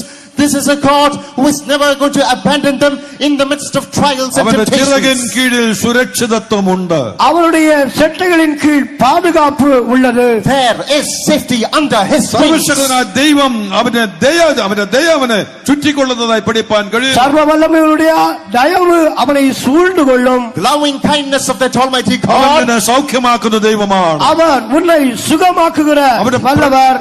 He is the God who heals you. അവൻ നിന്റെ പ്രശ്നങ്ങൾക്ക് പരിഹാരം വരുത്തുന്ന ദൈവമാണ്. அவர் உன்னுடைய பிரச்சனைகளுக்கு தீர்வு அளிக்கிறவர். He is a God who solves your നീ problems. തളർന്നു പോകാതെ ധൈര്യത്തോടെ നിലനിൽപ്പേ. நீ சோர்ந்து போகாமல் தைரியத்தோடு நிலை கொண்டிருப்பாயாக. Not getting faint, endure with boldness. രോഗോപശാന്തിയോടുകൂടെ ഉദിക്കുന്ന സർവശക്തനായ ദൈവം നിന്നെ സൗഖ്യമാക്കുന്ന ദൈവം. தெய்வீக சுகத்தின் ஆரோக்கியத்தோடு உதிக்கிறதான சர்வ வல்லமையுள்ளதான தேவன் உன்னை சுகமாக்குவார். The Almighty God who rises with healing and health. No, he heals you. സർവശക്തനായ ദൈവം നിന്റെ പ്രശ്നങ്ങൾക്ക് പരിഹാരം വരുത്തുന്ന ദൈവം. சர்வ வல்லமையுள்ளதான தேவன் உன்னுடைய பிரச்சனைகளுக்கு தீர்வு கொடுக்கிற ഒരു தேவன். നിമിഷം ആ ദൈവത്തെ നോക്കി നിലവിളിപ്പേ. அப்படிப்பட்டதான தேவனை நோக்கி ஒரு நிமிடம் நீ கூக்குரலிடுவாயாக. ഒരു നിമിഷം ദൈവത്തെ നോക്കി നിലവിളിപ്പേ. ஒரு நிமிடம் அந்த வல்லமையுள்ளதான தேவனை பார்த்து கூக்குரலிடுவாயாக. ചുറ്റിക്കൊള്ളുമാറാകട്ടെ. தேவனுடைய தயவு உன்னை சூழ்ந்து May the கொள்ளட்டும். loving kindness of that God encompass you. ദൈവത്തിന്റെ സാന്നിധ്യം നിന്നോട് കൂടെ ഉണ്ടായിരിക്കട്ടെ. தேவ சமூகம் உன்னோடு கூட Let the இருக்கட்டும். presence of God be with you. നമ്മുടെ കർത്താവിന്റെ വരവ് സമീപം. நம்முடைய கர்த்தருடைய வருகை மிகவும் The நெருங்கி coming of the இருக்கிறது. Lord is nigh. നമ്മിൽ ആരംഭിച്ച പ്രവൃത്തിയെ ക്രിസ്തുവിൻ നാളോളം ജഗപ്പാനവൻ ശക്തൻ. நம்மில் ஆரம்பித்ததான நற்கிரியை கிறிஸ்துவின் நாளுக்காக ஆயத்தப்படுத்தி முடிக்க அவர் சர்வ He is able வல்லமையுள்ளவர். to perfect the good way that he started in us till the day of Christ. എല്ലാവരും പൂർണ്ണമായി സമർപ്പിച്ച് ഏൽപ്പിച്ചു കൊടുത്ത ആത്മാവിൽ ആരാധിച്ചാട്ടെ. அனைவரும் முழுமையாக ஒப்புக்கொடுத்து ஆராதிப்போமாக. Everybody yield yourself wholly and worship. ദൈവശക്തി നിനക്ക് സൗഖ്യം നൽകുന്നതാണ്. தேவ வல்லமை உனக்கு சுகம் அளிக்கிறது. The power of God heals you. ദൈവശക്തി നിന്റെ പ്രശ്നങ്ങൾക്ക് പരിഹാരം വരുത്തുന്നതാണ്. தேவனுடைய வல்லமை உன்னுடைய பிரச்சனைகளுக்கு தீர்வு அளிக்கிறது. The power of God commands solution. ഏത് പ്രതികൂല സാഹചര്യങ്ങളിലും ധൈര്യത്തോടെ മുൻപോട്ട് പോകുവാൻ തക്കോണം അത് നിന്നെ ബലപ്പെടുത്തുന്നതാണ്. எப்படிப்பட்ட பாதகமற்ற சூழலிலும் உன்னை திடப்படுத்தும்படியாக அது உனக்கு உதவி செய்கிறது. In the midst of any hard situation, it emboldens you to march on. ആ ശക്തി നിന്നെ ദൈവസന്നിധിയിൽ കൊണ്ടുചേർത്തിക്കുന്നതാണ്. அந்த வல்லமை உன்னை தேவ சமூகத்துக்கு கொண்டு போய் சேர்க்கும். That power carries you to the presence of God. കർത്താവിന്റെ വരവൊന്ന് മാത്രമായിരിക്കട്ടെ നമ്മുടെ ലക്ഷ്യം. கர்த்தருடைய வருகை மட்டுமே நம்முடைய இலக்காக இருக்கட்டும். Let the coming of the Lord alone be a hope. എല്ലാവരും തന്റെ സ്നേഹത്താൽ നിറയുവിൻ. அனைவரும் அவருடைய அன்பினாலே நிரம்புவோமாக. ദൈവശക്തി എല്ലാവരും വ്യാപരിക്കട്ടെ. தேவனுடைய வல்லமை கிரியை செய்யட்டும். Let the power of God work in all. ശബാല റബഖതുരദന ഗശുരബന ദ്യോബാനല റബഖറബനല റബഖതുരദന. Praise the lord. സ്തോത്രം സ്തോത്രം. അത്യുന്നതൻ സർവശക്തൻ എന്റെ സംഗീതം എന്റെ ശൈല. അത്യുന്നതൻ സർവശക്തൻ ഞാൻ ആശ്രയിക്കുന്ന എന്റെ ദൈവം. ഞാൻ ആശ്രയിക്കുന്ന എന്റെ ദൈവം. അവൻ തന്റെ തൂവൽ കൊണ്ട് ദിനം നമ്മെ മറച്ച് സൂക്ഷിക്കും. ഹല്ലേലൂയ.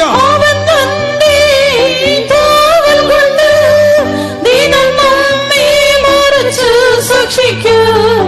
അവന്റെ വിശാല ചിറകിൽ നമുക്കെന്നും ശരണം പ്രാപിച്ചിടാം. അവന്റെ വിശാല ചിറകിൽ നമുക്കെന്നും ശരണം പ്രാപിച്ചിടാം. അവൻ തന്റെ തൂവൽ കൊണ്ട് ദിനം നമ്മെ മറച്ചു സൂക്ഷിക്കും. അവൻ തന്റെ തൂവൽ കൊണ്ട് ദിനം നമ്മെ മറച്ചു സൂക്ഷിക്കും. അവന്റെ വിശാല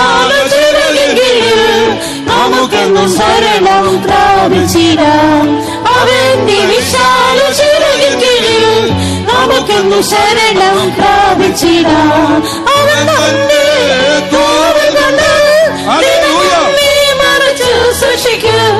അവൻ തന്റെ തൂവൽ കൊണ്ട് നമ്മെ മറച്ചു സൂക്ഷിക്കും. അവന്റെ വിശാല ചിറകിൽ നമുക്കെന്നു ശരണം പ്രാപിച്ചിടാം.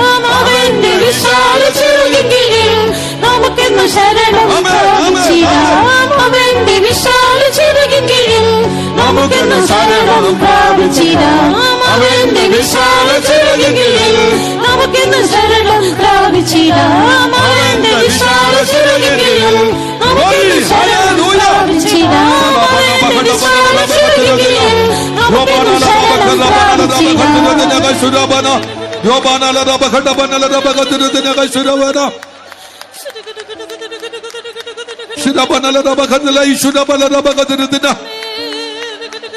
തന്റെ ചിറകിൻ കീഴിൽ ആശ്രയിച്ച് ദൈവസന്നിധിയോട് അടുത്തു വരുന്ന ഓരോരുത്തർക്കും ആവശ്യമായിരിക്കുന്ന അനുഗ്രഹങ്ങൾ പകർന്നുകൊടുത്ത് സഹായിക്കുന്ന, ശക്തീകരിക്കുന്ന നല്ലൊരു പിതാവായി നമ്മുടെ ദൈവം നമ്മോട് കൂടെ ഉണ്ട്.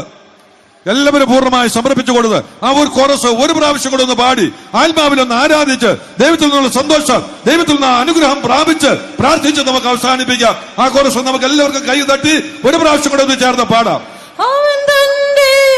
എല്ലാവരും ചേർന്ന് പാടിക്കാം, എല്ലാവരും ചേർന്ന് പാടിക്കാം.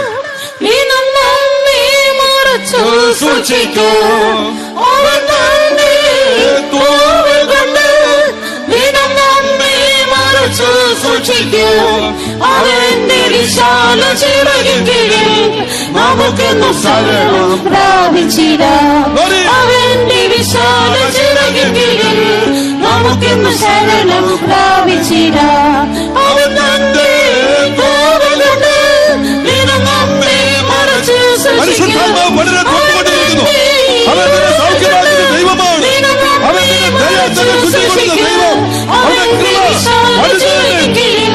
നമുക്കെന്നു ശരണം പ്രാപിച്ചിടാം.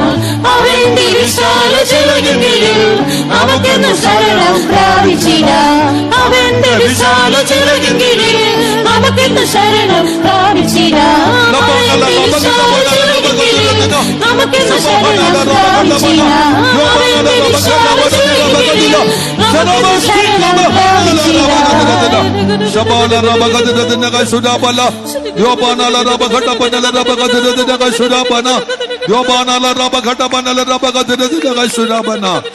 Hallelujah, hallelujah, hallelujah, hallelujah. അതെ, കൃപയിൽ ആശ്രയിച്ചു വരുന്നതായ, തന്റെ ചിറകിൻ കീഴിൽ ആശ്രയിച്ചു വരുന്നതായ ദൈവവൈതലിനെ കൈവിടാത്ത സർവശക്തനായ നല്ല ദൈവമായി നമ്മുടെ ദൈവം നമ്മോട് കൂടെ ഉണ്ട്. ആ ദൈവത്തിന് മഹത്വം കൊടുത്തുകൊണ്ട് എല്ലാവരും ചേർന്ന് അല്പസമയം നന്ദി ഹൃദയത്തോടെ സ്തോത്രം ചെയ്യാം. സ്തോത്രം, സ്തോത്രം, സ്തോത്രം, സ്തോത്രം, സ്തോത്രം, സ്തോത്രം, സ്തോത്രം, സ്തോത്രം, സ്തോത്രം. ഇത്രത്തോളം നമ്മുടെ കർത്താവ് നമ്മെ സഹായിച്ചതിനാൽ ചേർന്ന് സ്തോത്രം ചെയ്യാം. തുടർന്നും ആവശ്യമായിരുന്ന കൃപകളെ തന്നു ബലപ്പെടുത്തേണ്ടതിനായി ചേർന്ന് സ്തോത്രം ചെയ്യാം. മഹത്വമുള്ള വരവനായി നമ്മെ ഓരോരുത്തർ ഒരുക്കേണ്ടതിനായി ചേർന്ന് സ്തോത്രം ചെയ്യാം. ഹല്ലേലൂയ. പ്രാർത്ഥന. നിത്യനും പരിശുദ്ധനുമായി ഞങ്ങളുടെ സ്വർഗീയ പിതാവേ, അങ്ങയുടെ തിരുനാമത്തിനായി സ്തുതിക്കുന്നു. കർത്താവിന്റെ വരവിന് മുൻപായി കർത്താവേ, ഞങ്ങൾക്ക് അനുഗ്രഹമായ ഒരു കൺവെൻഷനെ കർത്താവ് നൽകി. കർത്താവേ, കഴിഞ്ഞ ദിവസങ്ങളിലെല്ലാം നടന്ന എല്ലാ കൊടിപിരിവുകളെയും കർത്താവ് അനുഗ്രഹിച്ച്, കർത്താവേ, ഈ പകൽക്കൂട്ടത്തെയും കർത്താവ് അനുഗ്രഹിച്ചുകൊണ്ടിരിക്കുന്നതിന് നിങ്ങൾക്കായി സ്തോത്രം. അങ്ങ് സർവകൃപാലുവായി ഞങ്ങളുടെ മധ്യ ഉലാപിക്കൊണ്ടിരിക്കുന്നതിനായി സ്തോത്രം. അടികളേതെല്ലാം ആവശ്യങ്ങളുമായി, ഭാര്യങ്ങളുമായി, വേദനകളുമായി അങ്ങയുടെ തൃപാദങ്ങളിൽ ആരെല്ലാം ആയിരിക്കുന്നുവോ ഓരോരുത്തരുടെയും ആവശ്യങ്ങളെ അറിഞ്ഞ് അടികളോട് ഇടപെട്ടുകൊണ്ടിരുന്നതിനായി സ്തോത്രം. അനുഗ്രഹിക്കപ്പെട്ടതായ പാട്ടുകൾ പാടി അങ്ങേ ആരാധിക്കുവാൻ, അങ്ങേ സ്തുതിക്കുവാൻ കർത്താവേ ദൈവം ഞങ്ങൾക്ക് കൃപ നൽകിയതിനായി സ്തോത്രം. കർത്താവേ, പാട്ടിൽ കൂടെ ഞങ്ങളോട് ഇടപെട്ടുകൊണ്ടതിനായി സ്തോത്രം. അങ്ങയുടെ ആലോചന ഞങ്ങളെ കേൾപ്പിച്ചതിനായി സ്തോത്രം. കർത്താവേ, അങ്ങയുടെ ശബ്ദം ഞങ്ങളെ കേൾപ്പിച്ചതിനായി കേൾപ്പിച്ചതിനായി സ്തോത്രം. കർത്താവെ, അനുഗ്രഹിക്കപ്പെട്ടതായി സാക്ഷികളെ ഞങ്ങളെ കേൾപ്പിച്ചതിനായി സ്തോത്രം. കർത്താവെ, തുടർന്നും അങ്ങയുടെ ദിവ്യമായ കൃപകളാൽ അടികളെ നിറച്ചുകൊണ്ടിരുന്ന ദയകൾക്കായി സ്തോത്രം. തന്റെ ചിറകിൻ കീഴിൽ ആശ്രയിച്ച് വരുന്ന നിനക്ക് പൂർണ്ണ പ്രതിഫലം നൽകുമാറാകട്ടെ എന്നുള്ളതായ വചനത്തിൽ കൂടെ കർത്താവ് ഞങ്ങളോട് സംസാരിച്ചു കൊണ്ടിരുന്നതിനായി സ്തോത്രം. കർത്താവെ, അങ്ങയുടെ ചിറകിൻ കീഴിൽ ഞങ്ങൾ ആശ്രയിക്കുമ്പോൾ ഞങ്ങളുടെ പരീക്ഷകളിൽ കർത്താവെ അങ്ങ് ഞങ്ങൾ താണുപോകാതെ വേണം, ഞങ്ങൾ പട്ടുപോകാതെ വേണം, ഞങ്ങൾ തകർന്നു പോകാതെ വേണം. ആ ചിറകിൻ കീഴിൽ ഞങ്ങളെ സൂക്ഷിക്കാമെന്ന് കർത്താവെ ഞങ്ങളെ കേൾപ്പിച്ചതിനായി സ്തോത്രം. കർത്താവെ, ആ കഴുകൻ ചിറകിൻ കീഴിൽ തന്റെ ചിറകിന്മേൽ തന്റെ മക്കളെ അണയ്ക്കുന്നത് പോലെ കർത്താവെ, ഞങ്ങളുടെ ജീവിത പരീക്ഷകളിൽ ഞങ്ങൾ തകർന്നു പോകാമെന്ന സന്ദർഭങ്ങളിൽ അങ്ങയുടെ കരം നീട്ടി കർത്താവെ ആ കൃപയാകുന്ന ചിറകിൻ കീഴിൽ ഞങ്ങളെ ഇന്നയോളം സൂക്ഷിച്ച അങ്ങയുടെ ദയയ്ക്കും കരുണയ്ക്കും വിശ്വസ്തതയ്ക്കുമായി അങ്ങേ വാഴ്ത്തുന്ന കർത്താവെ, ഞങ്ങളുടെ ജീവിതത്തിൽ അവിശ്വസ്തതകൾ വന്നപ്പോൾ, ഞങ്ങളുടെ ജീവിതത്തിൽ കുറവുകൾ വന്നപ്പോൾ കർത്താവെ ഞങ്ങളെ കൈവിടാതെ വേണോ ഞങ്ങളെ പരിപാലിച്ച ദയൽക്കായി സ്തോത്രം. കർത്താവെ, ഞങ്ങളുടെ കഷ്ട സമയങ്ങളിൽ ഞങ്ങൾ കർത്താവെ രോഗികളായിരുന്ന സന്ദർഭങ്ങളിൽ രോഗോപശാന്തി നൽകി കർത്താവെ ആ ചിറകിൻ കീഴിൽ രോഗോപശാന്തി ഞങ്ങൾക്ക് നൽകി ഞങ്ങളെ അനുഗ്രഹിച്ചുകൊണ്ടിരിക്കുന്ന ദയൽക്കായി സ്തോത്രം. കർത്താവെ, അങ്ങയുടെ ചിറകിൻ കീഴിൽ ഞങ്ങൾ എപ്പോഴും കാണപ്പെടുവാൻ, എപ്പോഴും പച്ച പിടിച്ച് പുഷ്ടി പ്രാപിച്ച് ഞങ്ങൾ എപ്പോഴും കാണപ്പെടുവാൻ ദൈവം സഹായിക്കണമേ. കർത്താവെ, അങ്ങ് കർത്താവ് താൻ ഗംഭീരനാദത്തോട് പ്രധാന ദൂതന്റെ ശബ്ദത്തോട് വരുമ്പോൾ കർത്താവെ ഞങ്ങൾ നൊടിയിടയിൽ പറന്നുയരുന്നവരായി ഞങ്ങളെല്ലാവരും കാണപ്പെടുവാൻ ദൈവം സഹായിക്കണമേ. ആനന്ദ പുലരിൽ കർത്താവെ അങ്ങയോടൊപ്പം നിത്യം ആനന്ദിക്കുവാൻ ഞങ്ങളെല്ലാവരെയും ദൈവം സഹായിക്കണമേ. സന്നിധിയിലായിരിക്കുന്ന ഓരോരുത്തരെ ദൈവം സഹായിക്കുമാറാകണമേ. അടിയങ്ങളെ ഓരോരുത്തരെ ദൈവം സഹായിക്കുമാറാകണമേ. കർത്താവെ, അങ്ങയുടെ കൃപാകരത്തിൽ അടിയങ്ങളെ സൂക്ഷിച്ച് അങ്ങയുടെ വരവോളം കർത്താവെ ഞങ്ങളെ കാത്ത് അങ്ങയുടെ വരവിൽ പ്രത്യാശയാൽ ഞങ്ങളെ നിറച്ച് വഴി നടത്തും. വരവനാ ഞങ്ങളെ ഒരുക്കും യേശു ക്രിസ്തുവിന്റെ നാമത്തിൽ പിതാവേ.